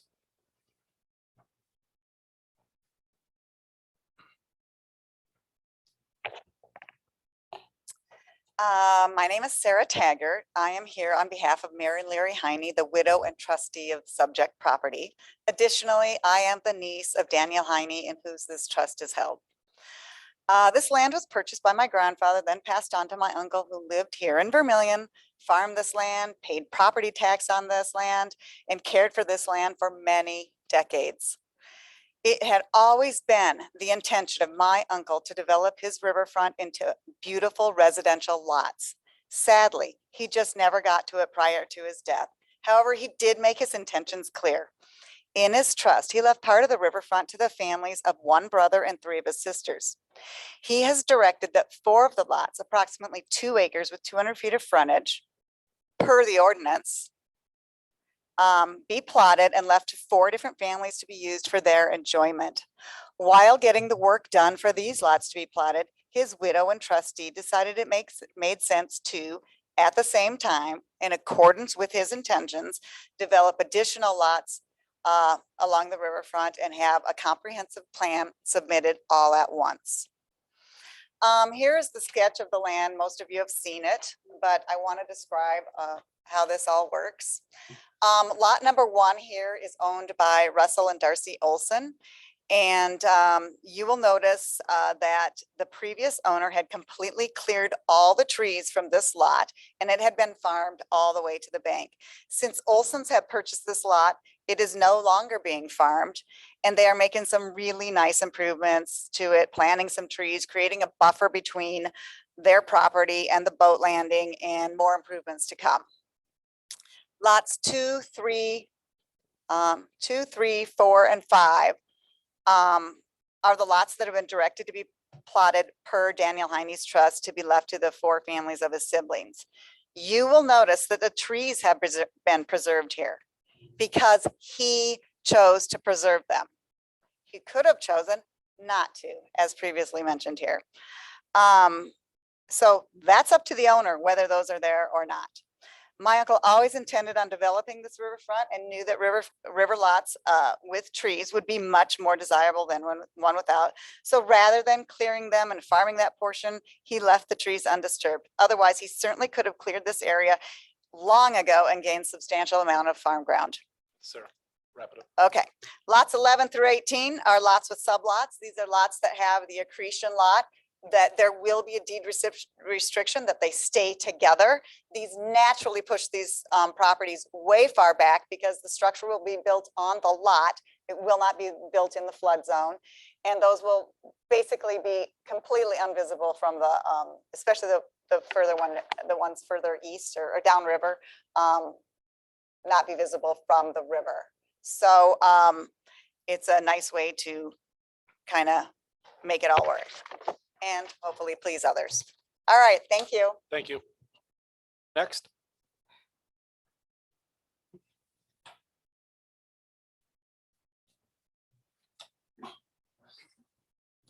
Name's Kyle Jensen. I live at 31582 454 Avenue. I lived here my whole life, 48 years. I boat up and down the river every weekend during the week. I've been from Springfield to Omaha, Nebraska by the river. And I appreciate the number of people that can be here today to speak to what they believe in. And I will tell you that there is the same amount of number not here today because they're not capable of it, but they do believe in how we feel and our rights. There's a stretch straight south of my house, high lines, downriver, probably 2 miles. There's over 30 houses together. That is beautiful to me. All the existing trees, much like Dan Heine's. That is beautiful to us. I've been farming with Dan Heine since 1998 and became a very close personal friend of his. And his plan was to develop this. If you look at the drawing that Sarah has, all the trees that are existing are left because of this was his plan. I believe, my opinion, that it meets and has passed through a zoning board. It meets everything. It follows the trees. It does everything. Perfect to what Dan's plan was. I also believe that it's up to improve the county.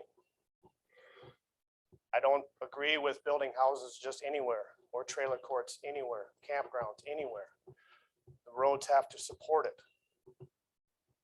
I'm on the Norway Township Board. We're dealing with an issue right now that's been through and through. That case, I'm not in favor of it because our roads don't support it. Here, we have a blacktop road that will have one access for these houses. All the lots are the same size as a lot of them. I agree.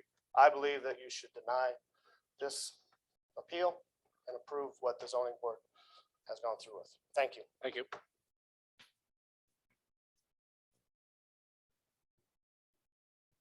Next.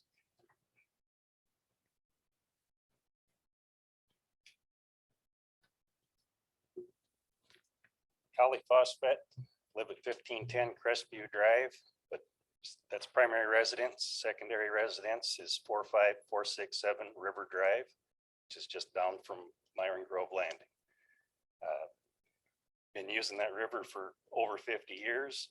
We've been property owners there for just over 21 years.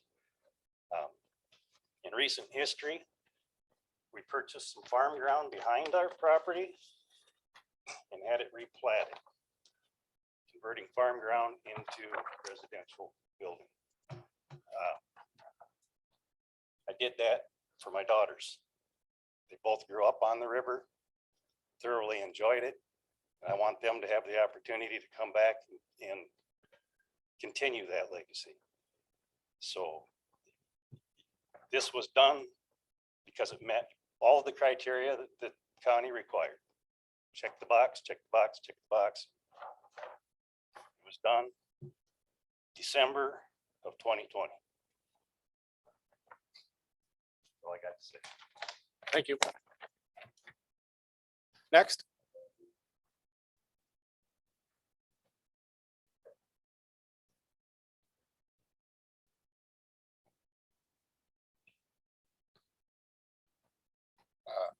Glenn Gilbertson. I live on Bergen Avenue in Norway Township.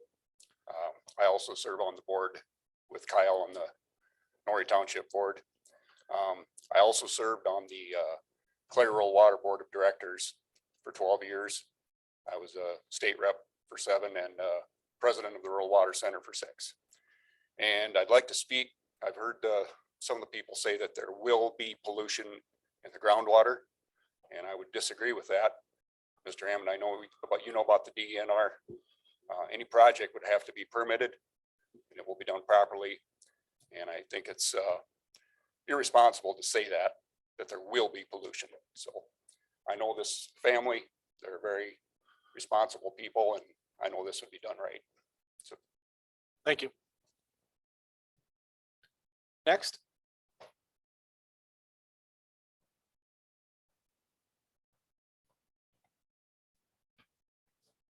Morning. My name is Paul Remus. I live at 605 Sharp Drive in Vermillion. And I'm the nephew of Dan Heine. I grew up working on his farm. I remember about 13 summers, worked all that land. And I think this development would provide a great source of attractive building sites for Clay County. There's been a lack of residential real estate available in the area for many years. And these would be very attractive sites and readily sellable. This would provide new property tax revenue. And as everyone knows, inflation is going up and there's a squeeze on budgets everywhere. This tax revenue would be a benefit to all Clay County residents.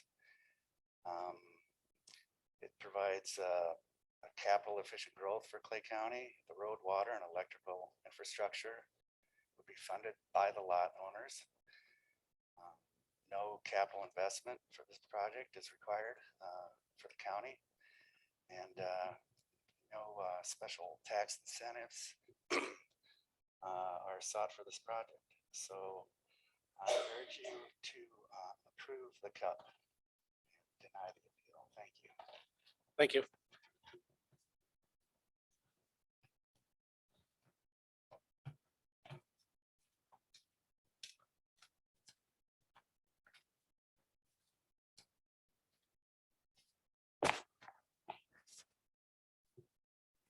Good morning. My name is Dominic Remus. I am a registered professional engineer. Directing the permitting and zoning of different projects with particular attention to environmental compliance is at the core of the work that I do.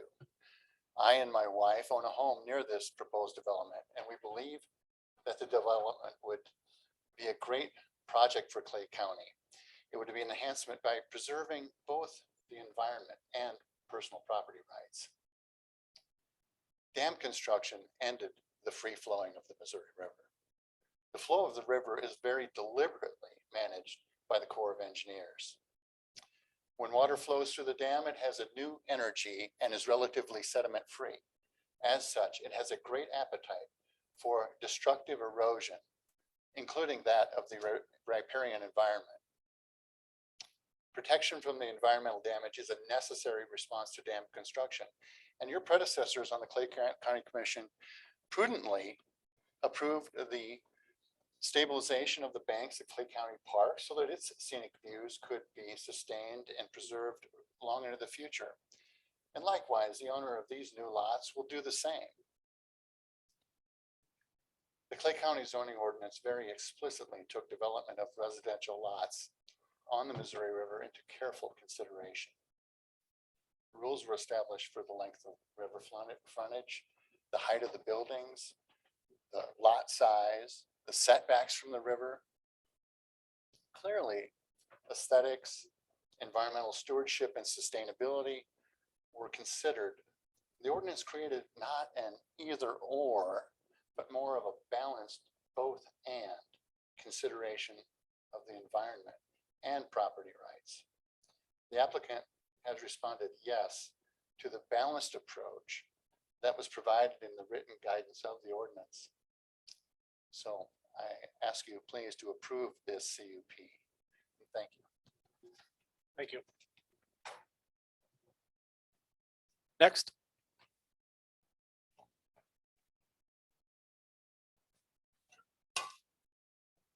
Good morning, I'm Jeannie Ives. I live in Wheaton, Illinois, where I was previously a city council member, so I'm very familiar with zoning applications and their impact on both parties, both sides. I am the niece of Daniel Heine, and like my siblings, I also worked on that farm many, many years growing up. Board members have a duty to uphold the fundamental American principle of private property rights and uphold existing laws surrounding those rights.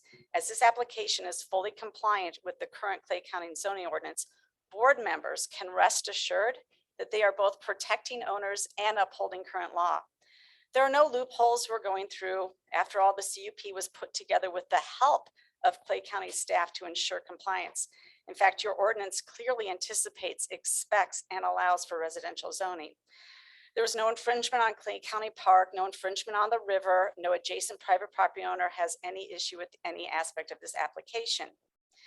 My uncle literally, though at the suggestion of the National Service folks, would literally be rolling over in his grave if we were to sell the land to the government. I assure you that will not happen. And by the way, as my brother pointed out, the government altered the river decades ago with the damming, and they continue to alter it based on control of the river. Additionally, for the environmentalists among you, there is currently spraying that goes on the sandbars every single year to control the vegetation. So it's no longer, it's not in its natural preserve at all. And in fact, the spraying is going to start September 5th, 2022. That may be something that your side wants to spend some effort looking into instead of this. This is a great project that protects the river and adds value to the community. So honestly, the arrogance of some of the opponents is very alarming, including the opponent's lawyer who actually suggested and compared this property development to a hog farm in his written opposition to this very meeting today. The opponents reject private property rights, which is a fundamental right to freedom. If you don't own the fruits of your labor, then you're not free. Our founding fathers understood that well. To protect the environment and preserve the timber along the river, the best use is to allow private owners with a vested interest in keeping the aesthetic beauty of the riverfront to hold and maintain that land under the strict covenants of this application and the development rules which have been set up by the developer. The last thing this community wants is for some future owner to clear the land and farm it to the river's edge. The only way to ensure that doesn't happen is to protect the riverfront with residential lots that cannot be disassembled in the future.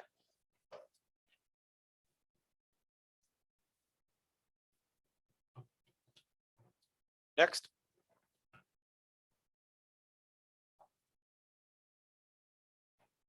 No, okay. My name is Tom Taggart. About Clay County Park, my dad and Richard Bottleson were very involved and to its current state with the campground, the walking paths, the boat access, the deck on the west end of the park, and they loved it for everybody to enjoy it. And my dad had always said that about being on the river, it should be available to everybody. If people want to live there, they should be able to live there. And I know he and Danny always talked about this ground, developing it, and they, you know, both of them were, well, my dad was all for it, of course. And I'd spoken to the Bottleson brothers, and they know their dad would have been all for it also. And I'm just saying that, you know, with the park and that together is a good fit as far as I'm concerned. The park will still be operating the same as it always has for people to enjoy. So I'm for this housing development. Thank you. Thank you. Next. Any other proponents? Hearing none. Not that I'm aware of. So hearing no other proponents, I'm going to turn it back to Mr. Peterson for 5 minutes.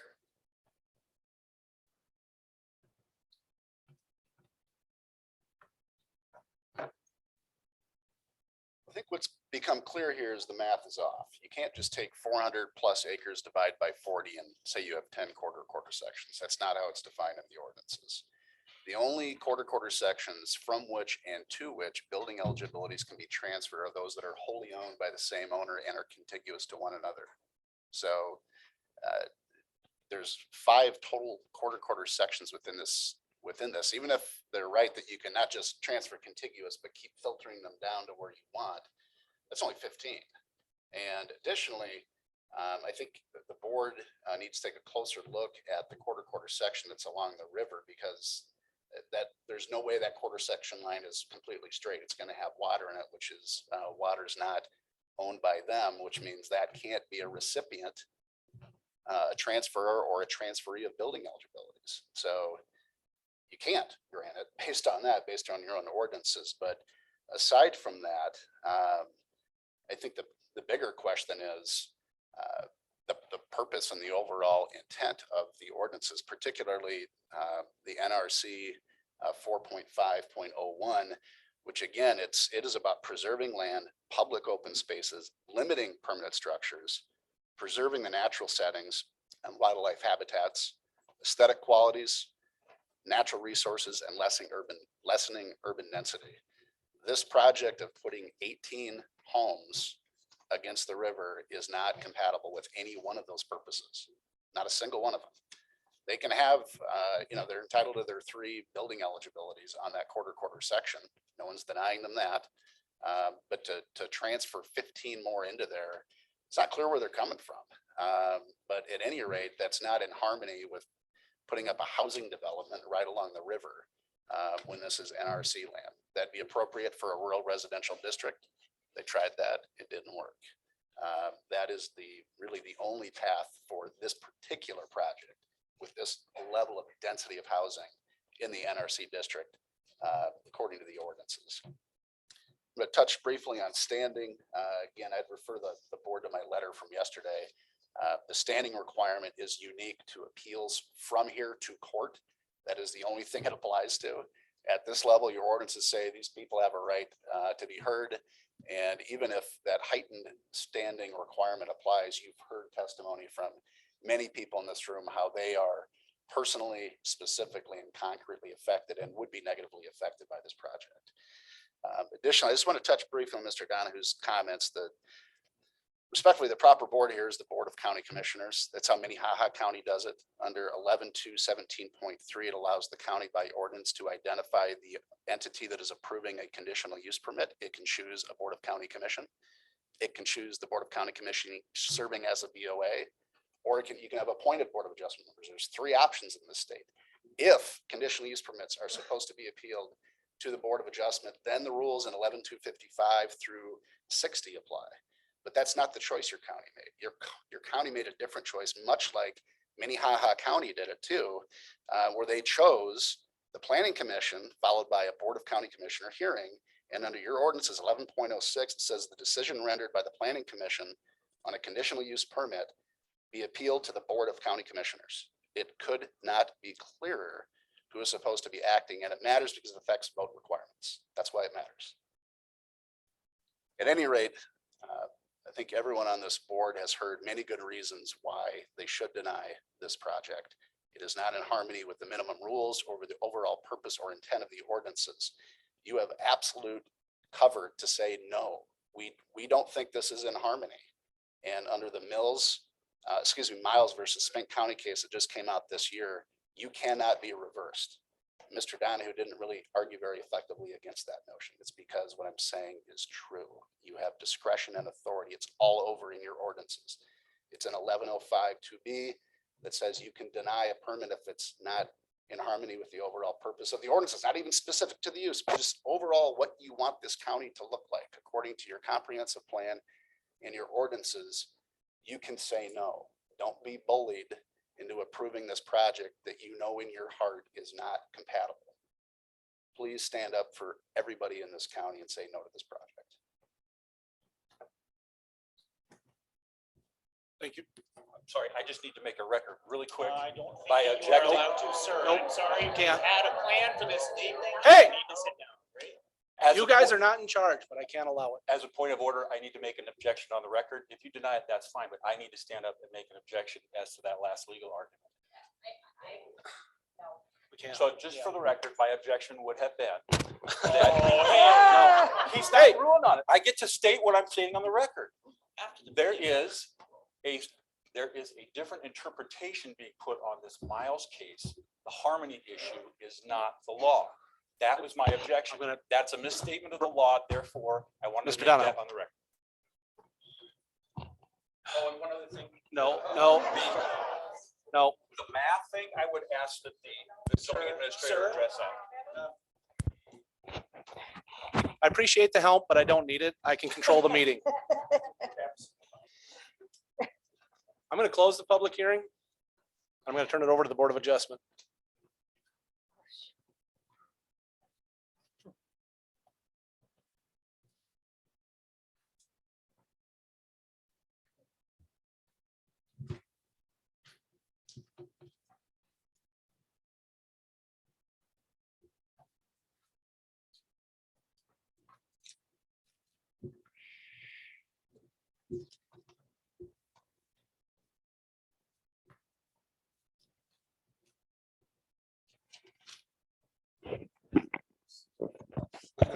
Nobody else does. This is a very tough one. I threw it the other time too, and it's still tough. I mean, I understand both sides. I think everybody in here that has a feeling for the river understands both sides. I'm not a river person, by the way, because I can't swim for one thing. And so that kind of takes it out of it. But I used to go fishing a lot with my father-in-law up in Minnesota. And I actually did enjoy going around and seeing all the houses that were built from year to year. I get that. I also get that also where I live in Vermillion, my backyard is pretty much wildlife. So I get the other side also. So this is a very difficult decision for me. Probably more so than I ever thought it was going to be. But I guess I've got to think about it for a little longer here. I'll let somebody else talk.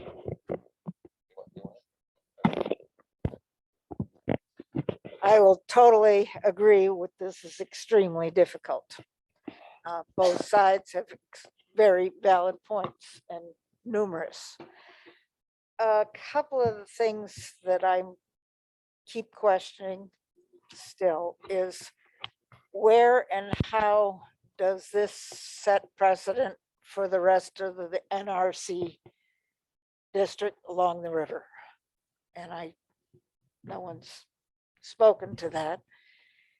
The other issue that I keep coming back to is, yes, it is on an existing road.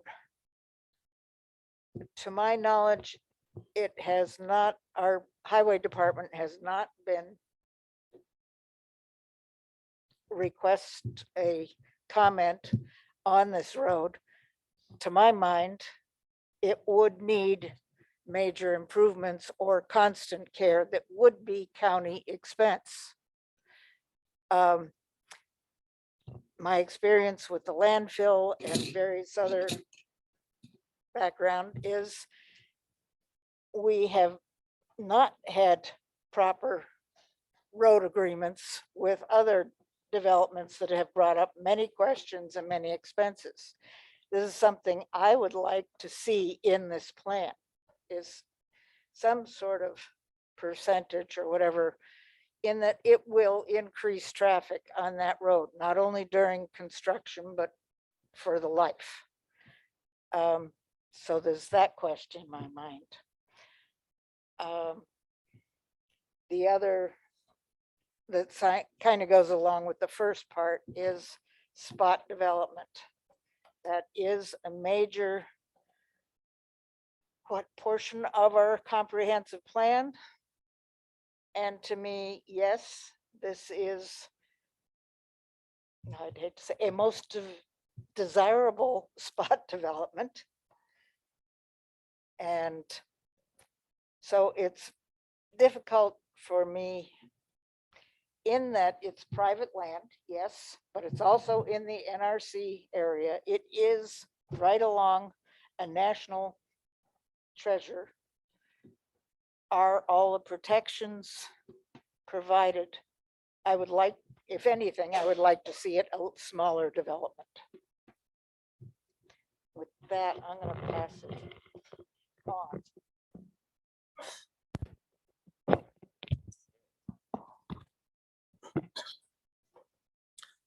I think that in our previous set of hearings, months ago, I think most of you know how I feel about developments along the river. And I feel that this is large enough that it could contribute to what we call urban sprawl. That it's right on the national park, adjacent to our state park. That, as you'll recall, in the last setup, my viewpoint was, which eventually prevailed, was that our permitted uses allow 12 lots on this property. Now, there may be reasons that 18 is maybe there's economic reasons. I can't think of, unless there's 18 heirs here, I don't see where the heir count doesn't necessarily perhaps match the count of lots here. I may be wrong, and if I am, I guess I'd worry about that part. But I think that the 12 permitted uses, that you need no change in county zoning at all. You can go with those 12 lots easily, and that's a lot less impact on that stretch of river. So that's my opinion. I have some other reasons that I come to this conclusion also, but those are the larger pertinent ones.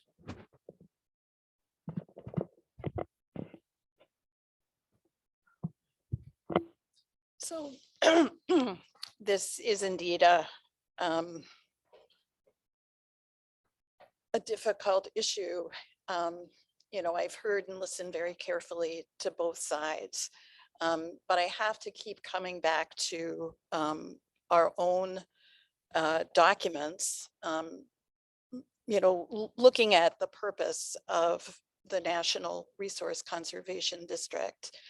I think those are the criteria that we have to use. I mean, we have complete discretion as a board to approve or deny. This is, I don't think there's any question on either side that this is entirely within our discretion.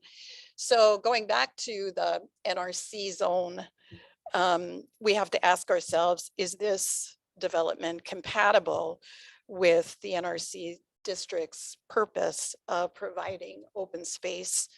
And I think the answer is no. Does it protect views? In the case of the Missouri National Recreation River, I think the answer is no.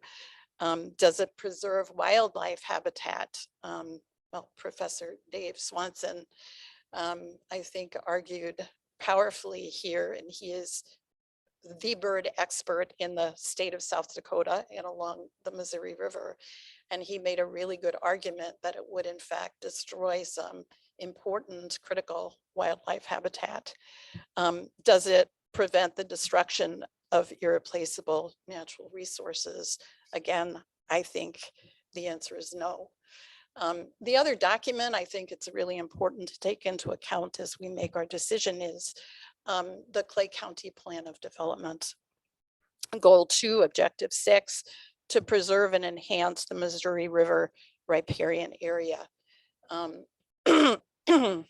The county values, this is a quote, the county values the preservation of Missouri River habitat for the natural scenic qualities of the MNRR and encourages development that preserves and enhances these qualities.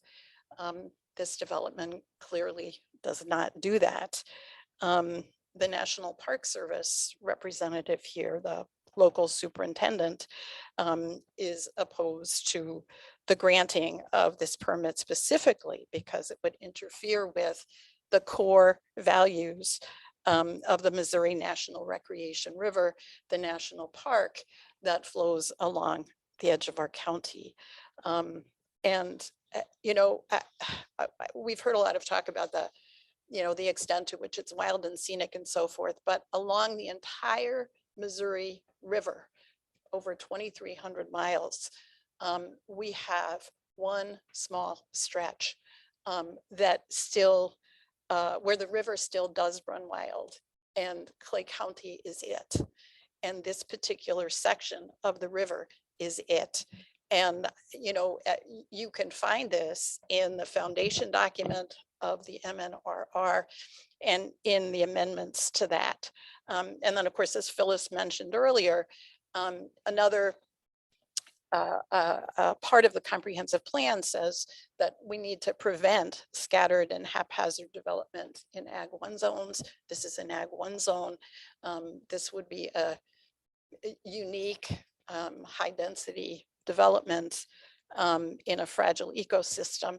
And then we also have as a goal to avoid leapfrog development. I think that the zoning code wisely permits no more than 3 residences per quarter in NRC zones. Is there a good reason to make an exception in this case? Not if we follow our comprehensive plan of development and not if we take seriously the purposes of the NRC designation in our zoning code. So I think that granting this application would work against our own written policies. I'll add one more thing, which is that I've been hard at work over the last few months with a group of DOT folks and members of Clay County staff in writing a master transportation plan for this district. And the idea of a master transportation plan is not only highways, but also to look at footpaths and biking paths. And one of the dreams, and there have been various groups that have formed over the 23 plus years that I've lived here, to try to make this a reality, is to connect the hiking trails in Clay County Park to the hiking trails that extend from out to Mulberry Bend. And this would be a key piece of land to do that. So, I think if we take seriously our comprehensive plan, if we take seriously our zoning ordinance, we would have to support this appeal.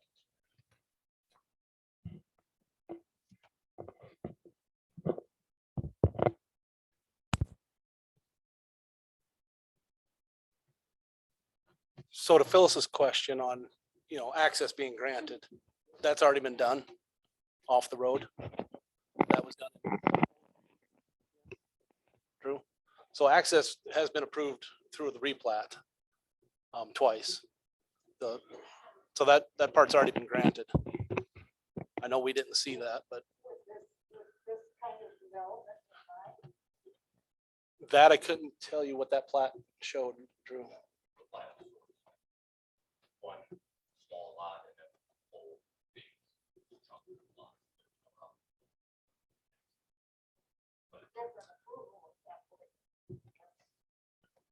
But they don't have to ask for access because it's already been granted.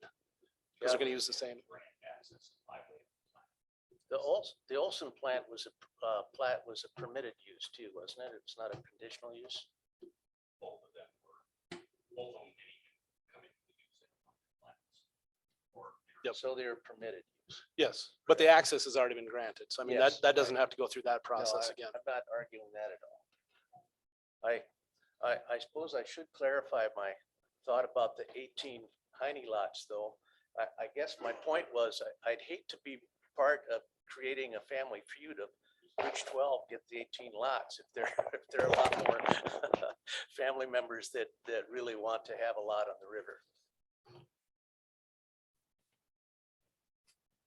And then to clarify also, so how this conditional use permit was permitted by the planning and zoning is legal. It's allowed in our ordinance. I mean, it's allowed in the NRC district through this mechanism, through a conditional use permit. So I guess my question would be, did the planning and zoning err in their decision on how they come up with this?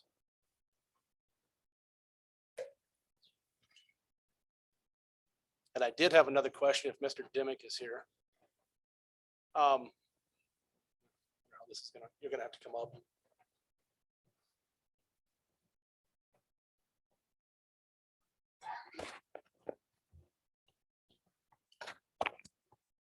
I don't know how long you've been with the Park Service, so just in the time that you've been with them, between property owners and river users, has there been any conflict that you've had to resolve?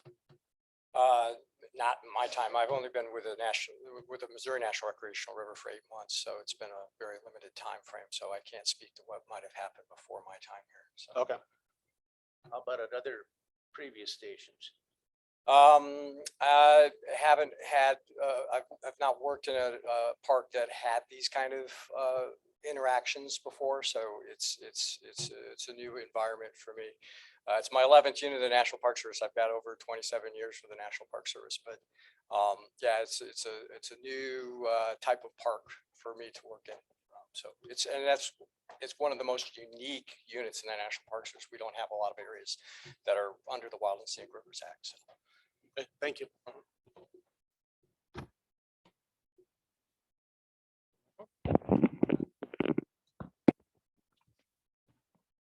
Yeah, one other issue, Travis mentioned, you know, an issue with planning and zoning. And one other issue is that in the county's memo, the zoning administrator's memo, I think, and Drew, correct me if I'm wrong, it states that there's no problem with compliance with the comprehensive plan of development.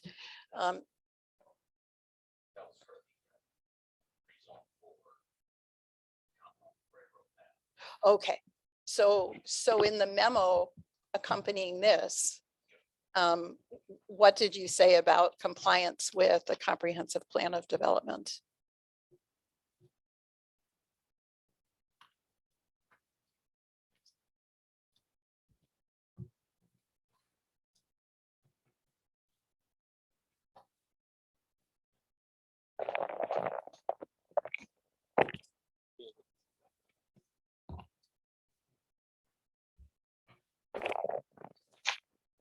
It can be assumed that any listed CUP within its individual zoning district, barring any confusion about definitions, aligns with and was written within the goals of the comprehensive plan. South Dakota Supreme Court wrote, the comprehensive plan and the land use ordinance are complementary, but their purposes are different. The plan sets out what is to be accomplished, and the ordinance sets out the concrete standards to ensure the plan's objectives are realized. The ordinance is the translation of the comprehensive plan's goals. Measurable requirements for the applicants. There is nothing stated in the goals of the Clay County Comprehensive Plan that housing is incompatible with the environment along the Missouri River. So I guess I'd argue that, you know, given what the comprehensive plan says about preserving and enhancing the Missouri River riparian area, this might be ripe for, I mean, I think there's an issue there in terms of what planning and zoning did. Page 1 of the zoning or of the comprehensive plan.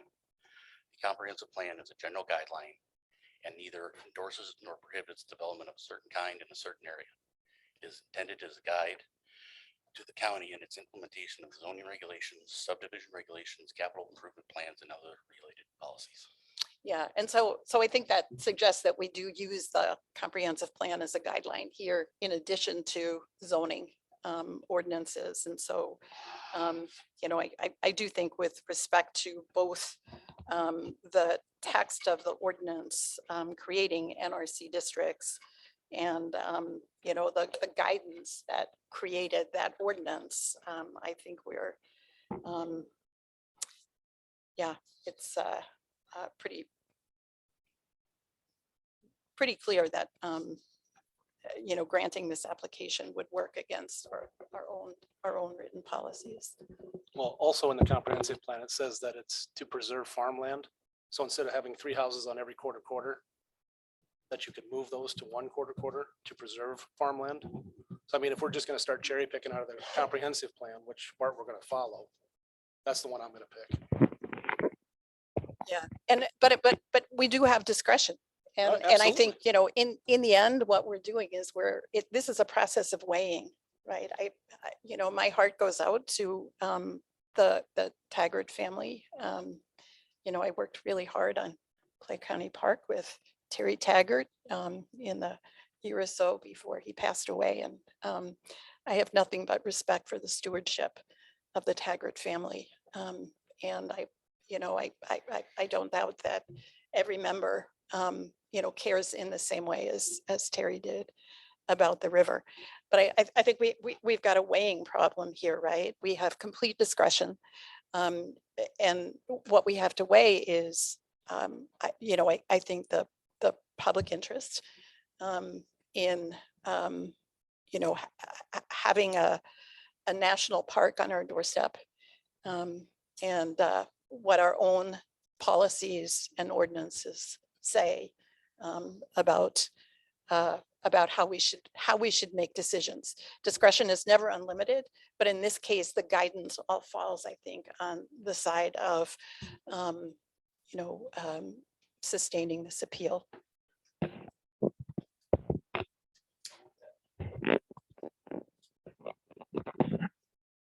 Drew, can you do me a favor? Read that comprehension, that first line of that again, please.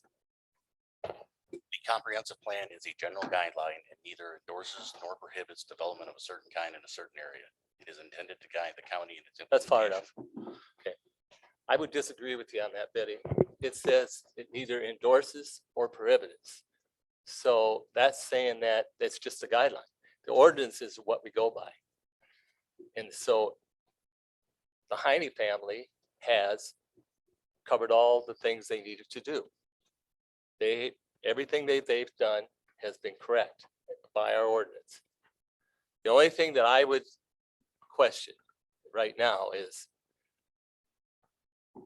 when somebody's either right or wrong here on this map, on these quarters.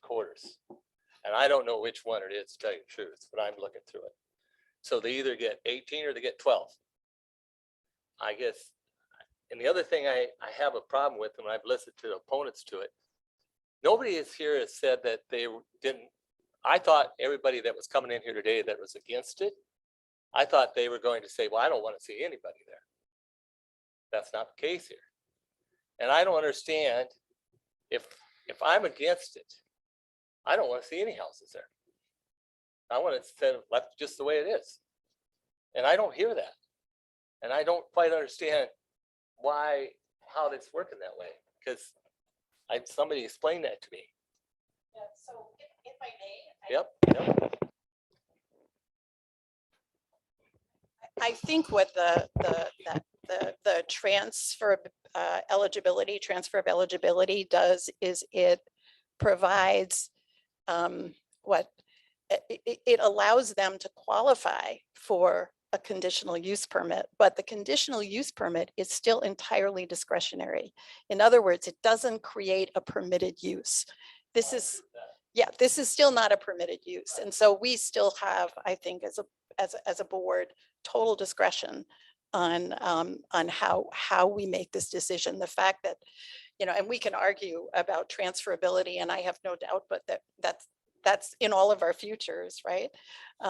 But so I have no issue with you know, some form of transferability. My issue is that we are supposed to be guided. You know, all discretion is guided, and our discretion is supposed to be guided by the comprehensive plan and the NRC ordinance. So I mean, we do have an NRC ordinance and it very clearly says that we should be providing open space, protecting views, preserving habitat, preventing destruction of irreplaceable natural resources. That's not the comprehensive plan. That's not the guide, that's the ordinance. And so we have discretion. We could decide for or against, but I think we do have to follow our own policies when we're exercising that discretion. So yeah, I should just shut up now. So Betty, since we should follow the ordinance, does the NRC district allow the CUP that they're applying for that they've applied for and been approved? It's being appealed right now. It'd be yes. Does the NRC district allow for this conditional use permit? Yes. Yes, it does. I don't think so. Yes, it does. Well, okay, so it's a possibility. So I guess It's I listed on- think if you're asking if it's a possibility, if we could decide in that direction, the answer is yes. Yeah, Right, so we it is could. allowable in the Yeah, NRC it's district. it's allowable, but so we do have total discretion. We can vote yes or we can vote no, and in either case, we are within the law. So in the end, I think what we have to do is a balancing, right? I mean, we have to think about, the future of, the people of Clay County. We have to think about the best interests of the entire county.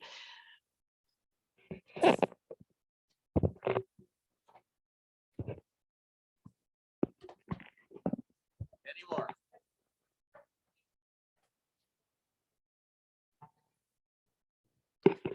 Public comment's been closed, sorry.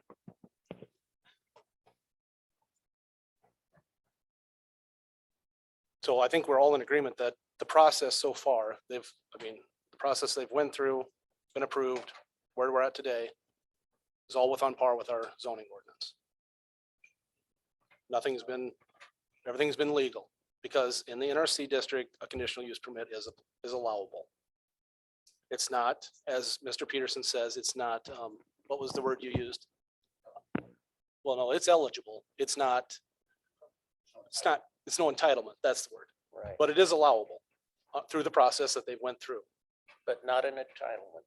Not an entitlement, no. When a conditional use conflicts with the more general overlying ordinance, it's at a point where our board has discretion to decide whether that overall ordinance is being fulfilled by application of that conditional use. Yeah, but I mean, There we there's go. already how many houses up and down the river to the north and to the east and to the west of this proposed one. So I mean, that would make it fairly compatible. Plus, we also have to look at all the other NRC districts in the county. I mean, if we're talking about setting precedent, we're going to set precedent Definitely. not just along the river, because that's not just where the NRC district is. There is quite a bit of, Understood and concur. and I think it's a very compatible use when you have at least 200 houses. I don't know exactly how many residents are along the river. And nobody came in here today and said they are not going to be able to use the river or the park the way they have previously used it.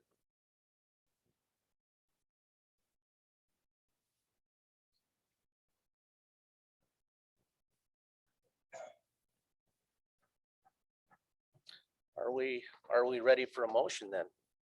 Anytime, whatever.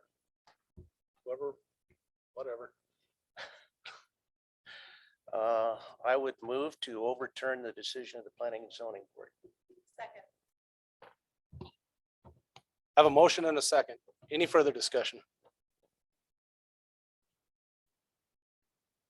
Hearing none, roll call.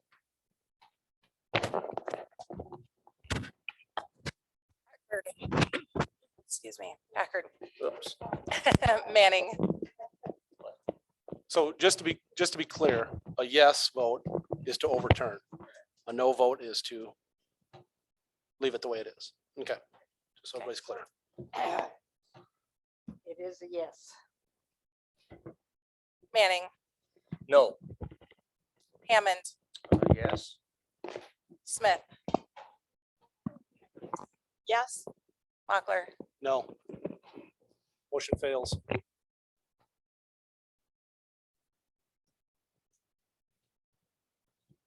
Thank you.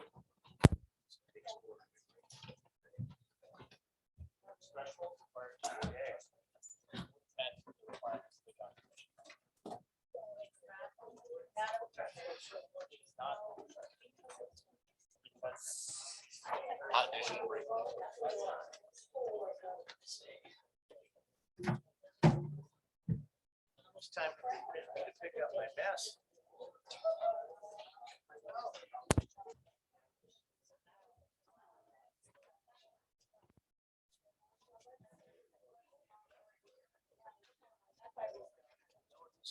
Take a 5-minute break. Yeah, we got this to do.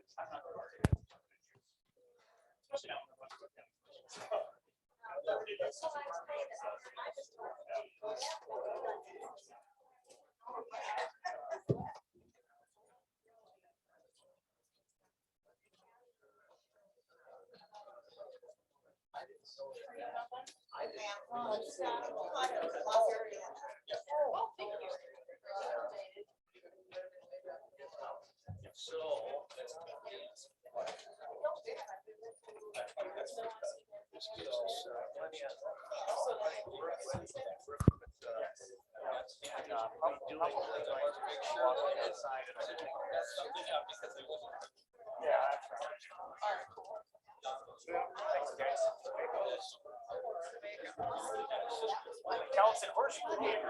Yeah, that's right. That's right. And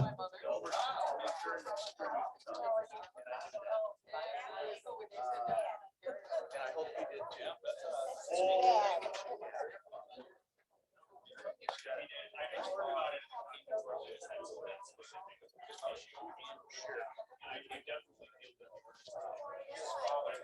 We're working on it, you know, it gives us something to work on. I think that this ability really has to be.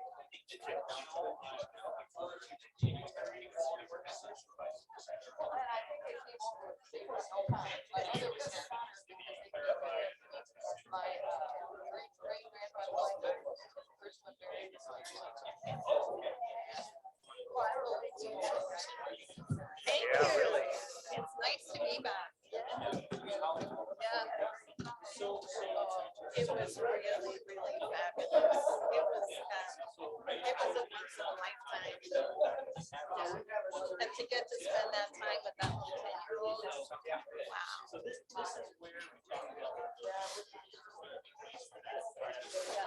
And just, you know, I can't tell you how many hours I spent sitting on the edge of my house. Well, she would just collect all these creatures in various buckets, being very careful not to put two creatures in the same bucket that might eat each other, right?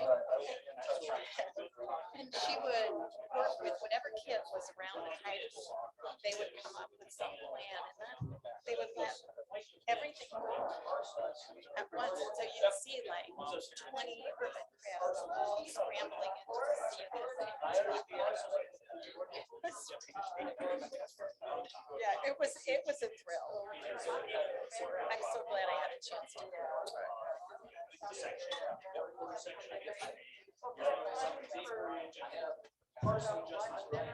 Yeah.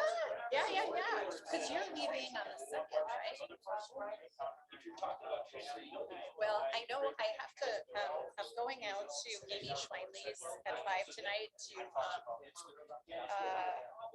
pay her daughter Marissa for taking care of the birds, and also to give her a ice cream certificate. Of course. Yeah, so, but, all right, let's do it. All right.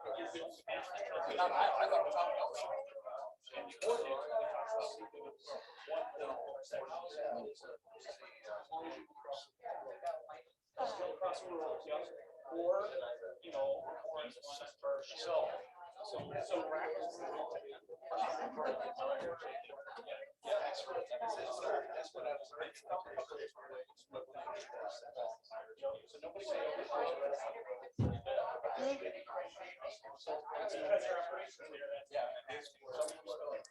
Oh, well.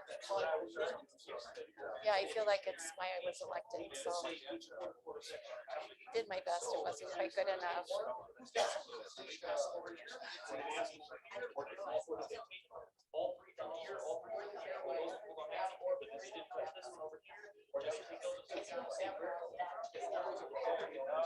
Well, I agree. I couldn't agree more. Yeah. Sandy, Clarence, how are you? Good to see you. I know, it's a disappointment, but I think we just go on and, keep working on it. We just keep working on it. Yeah. Yeah, so how you doing, Clarence? A little disappointed, maybe. Yeah, I know, and that's okay. We love you with whatever memory you've got, all of us. Yeah, we think you're the best.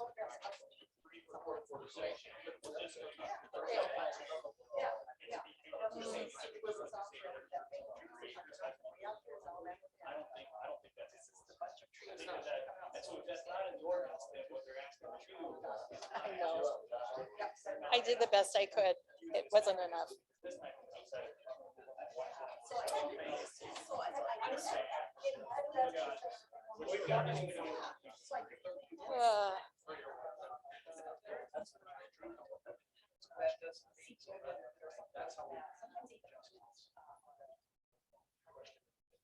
Well, but the appeal was of the decision, the planning and zoning commission interpretation of.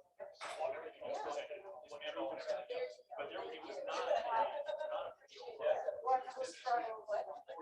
It was an appeal of the attorney. It was an appeal of its decision based on the order. But you said you didn't have.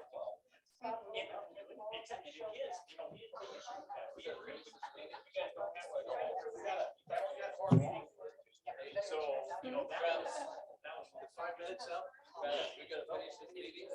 Yep, let me get out of your way. Thank you. Thank you for the order of the day and everything. Thank you.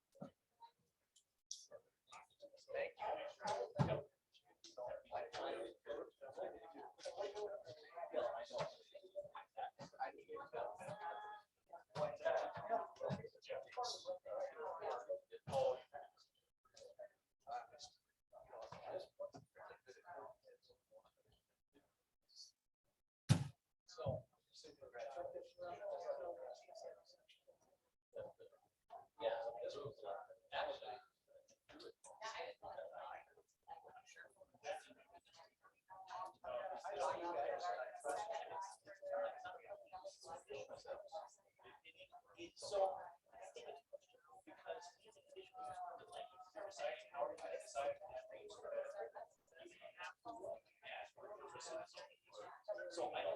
that that's what you're reading in that this means that it is. What's the entire question? I don't know. But then that makes conditional use right, but those, I think that that's the implication was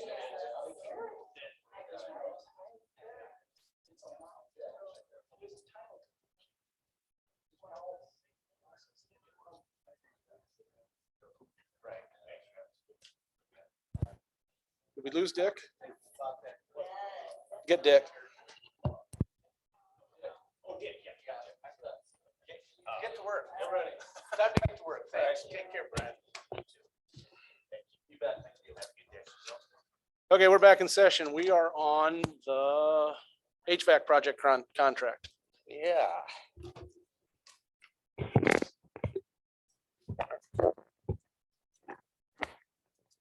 I can give some additional thoughts in executive session if you'd like to, just further explanation about things, but had a really good meeting. As you guys may notice, I don't know if you got the original version or not, but there have been a number of updates to that and some things that were removed. So we had a really good meeting, really good discussion. Scott, myself, and the architect firm. Okay.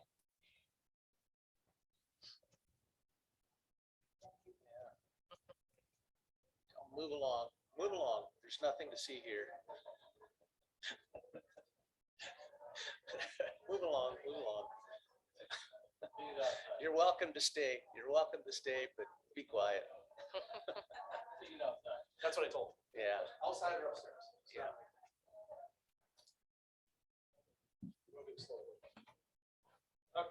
Long story short, Scott's comfortable moving forward.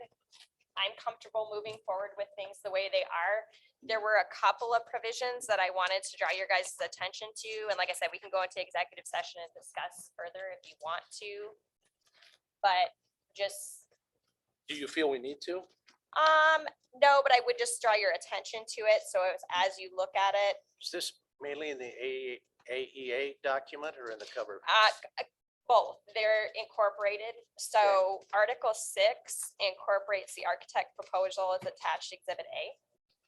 So I did want to point that out to you guys and the estimated reimbursables cost there. Because in addition to that total fixed fee, then there's the estimated reimbursables. And so that's what incorporates that Exhibit A, kind of outlines some of those things. And the last page on Exhibit A is going to give you what those cost breakdowns are. So I just wanted you to be aware of that. And just pay attention that Exhibit or Article 6, the last sentence on the first, well, the last sentence on that page. And then as well as Article 7. If you guys have any questions about that. And those reimbursables, I wonder if that's total in reimbursables or that, whether that includes or excludes that 10%. On the last page on page 3. Last sentence. Yeah, it looks like they just get 10% over what's reimbursed. Okay. And then just the Article 7, which talks about limitations on liability. And as long as you guys are comfortable with those things, I just wanted to point those out. I mean, obviously the entirety, and there, if you have any other questions, like I said, we can visit about that further, but otherwise I feel much better about this than where we were at before. There was a lot of other contracts that were incorporated, if you will, proposals, not initial, that I think made it confusing. And those were legitimately subcontract proposals. So we're working with JLG.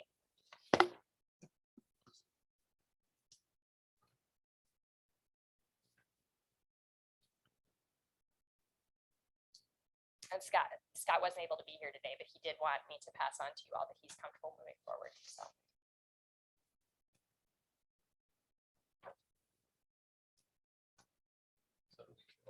Yeah, because I got to sign it if we approve it. Yeah. I'll make the motion to approve it. Second. I have a motion and a second. Any further discussion? Hearing none. All those in favor say aye. Aye. Pose same sign. Motion passes.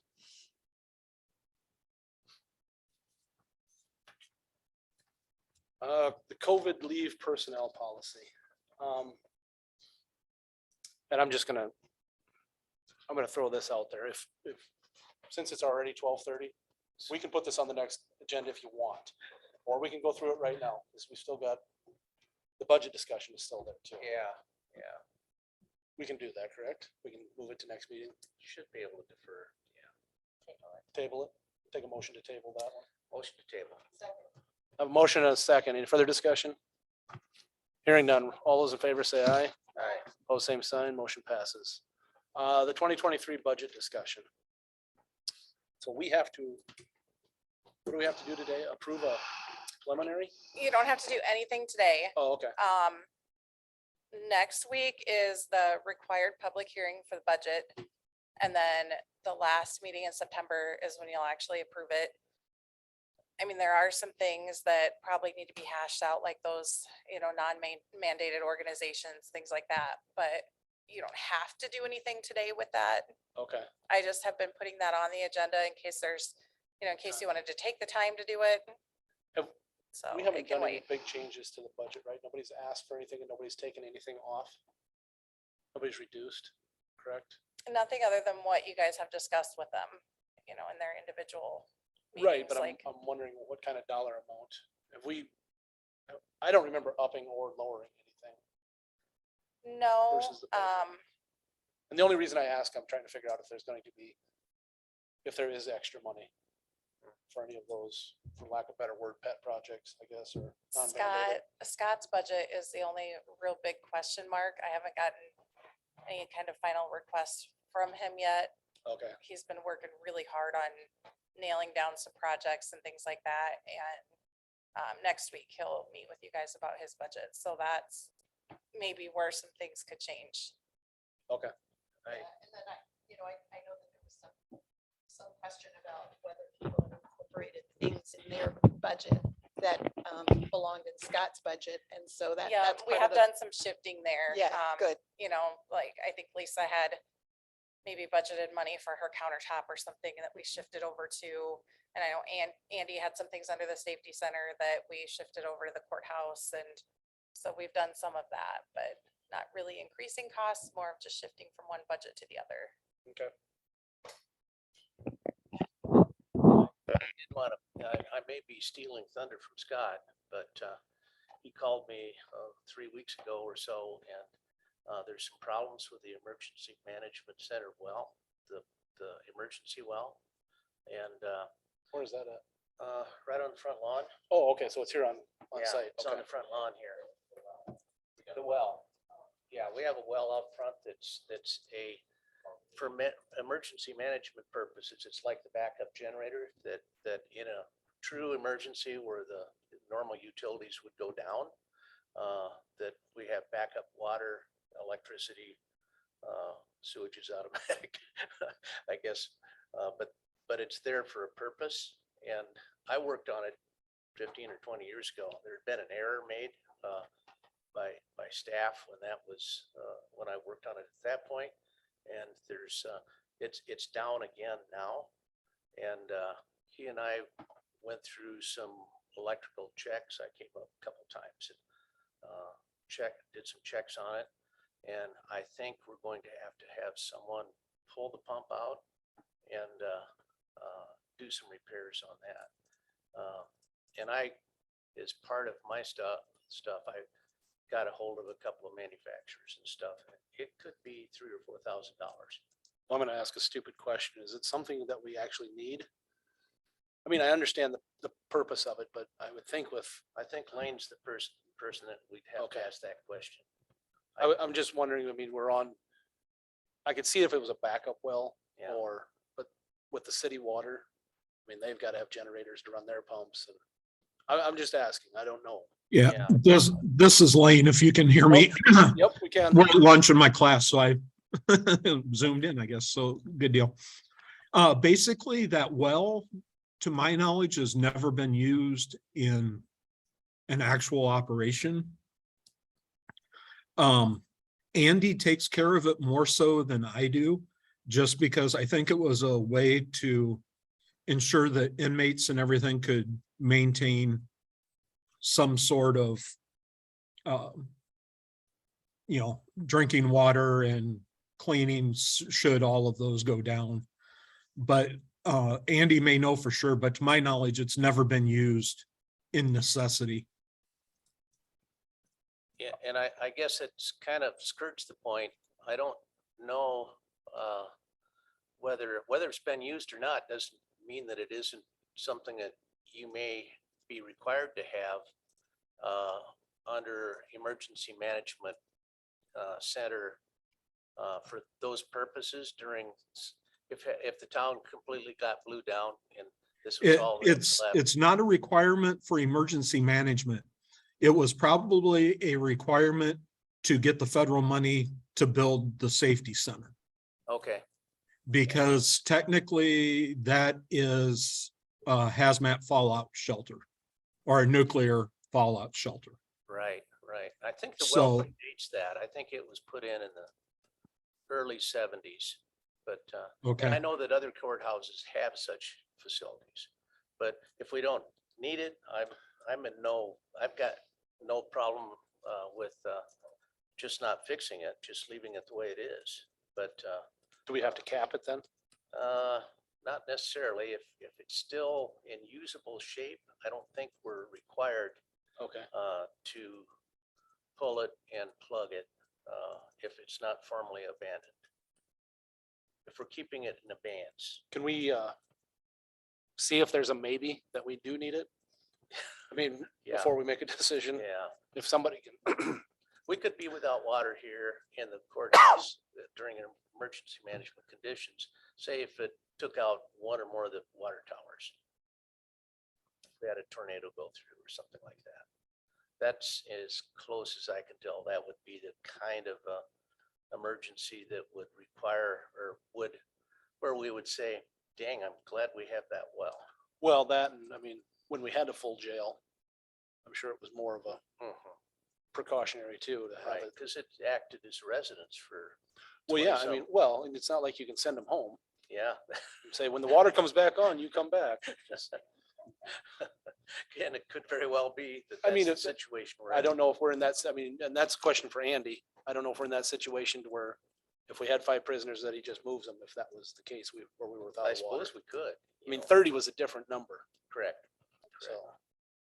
And maybe back in the day, they were thinking about that, like if we had a serious emergency situation, a big natural disaster, would they be busy with other things and not have time to move the inmates or, Right. Well, we said now Andy's, we have the staff that they probably could if the roads were okay. But maybe back in the day, they didn't have the staff. right. And we said Andy's name 3 times and he appeared, so. Yeah. Do you have anything, Andy? Well, yeah, it was, most of the jail isn't served by that well, because most of the jail is in the courthouse. Not that we couldn't shower the inmates or provide drinking water from the safety center side. Their toilets wouldn't flush if the city water goes down, because the well doesn't serve the courthouse. The well's there for, natural or man-made disaster. This building was intended to be self-contained, that we have our own fuel to power our own generator. We can heat using that fuel. And then we have our own water, and that was the intent of it. One circumstance that could require it besides some sort of a natural disaster would be a compromise of the city's water supply, in that ours is independent. It's an untreated well. We've had it tested over the years. The city used to test it annually. They haven't now in several years, but it always tested safe. If for some reason there was a terrorist act that contaminated the city's water supply or some sort of other problem happened, we would have safe drinking water that we could provide to the public. They'd have to bring containers, but short of that, it has never once been used. There's a valve that switches the building over to well water, and that valve has never been turned in the entire life of this building. We test it every 2 months. Scott took over that testing here recently, but it gets tested just to make sure it still works. And short of that, it's never been used. We did discuss using it to supply water for the county courthouse sprinkler system, but it was decided not to because of the rust stains that would come out of it. Anyway, that's what I can tell you about it. If you have any other questions, though. Don't worry about it for right now, I guess. Sounds good. Anything else on the budget?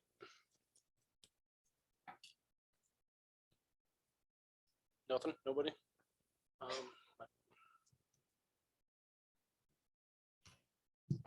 Let's see. Executive session. We've got personnel matters and legal.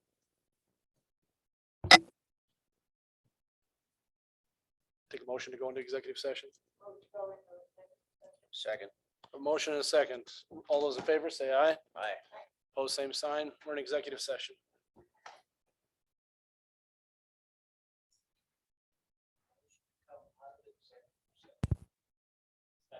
I have a motion and a second. All those in favor say aye. Pose same sign. We're in regular session. I have a motion and a second. All those in favor say aye. Pose same sign. We are adjourned. Thank you.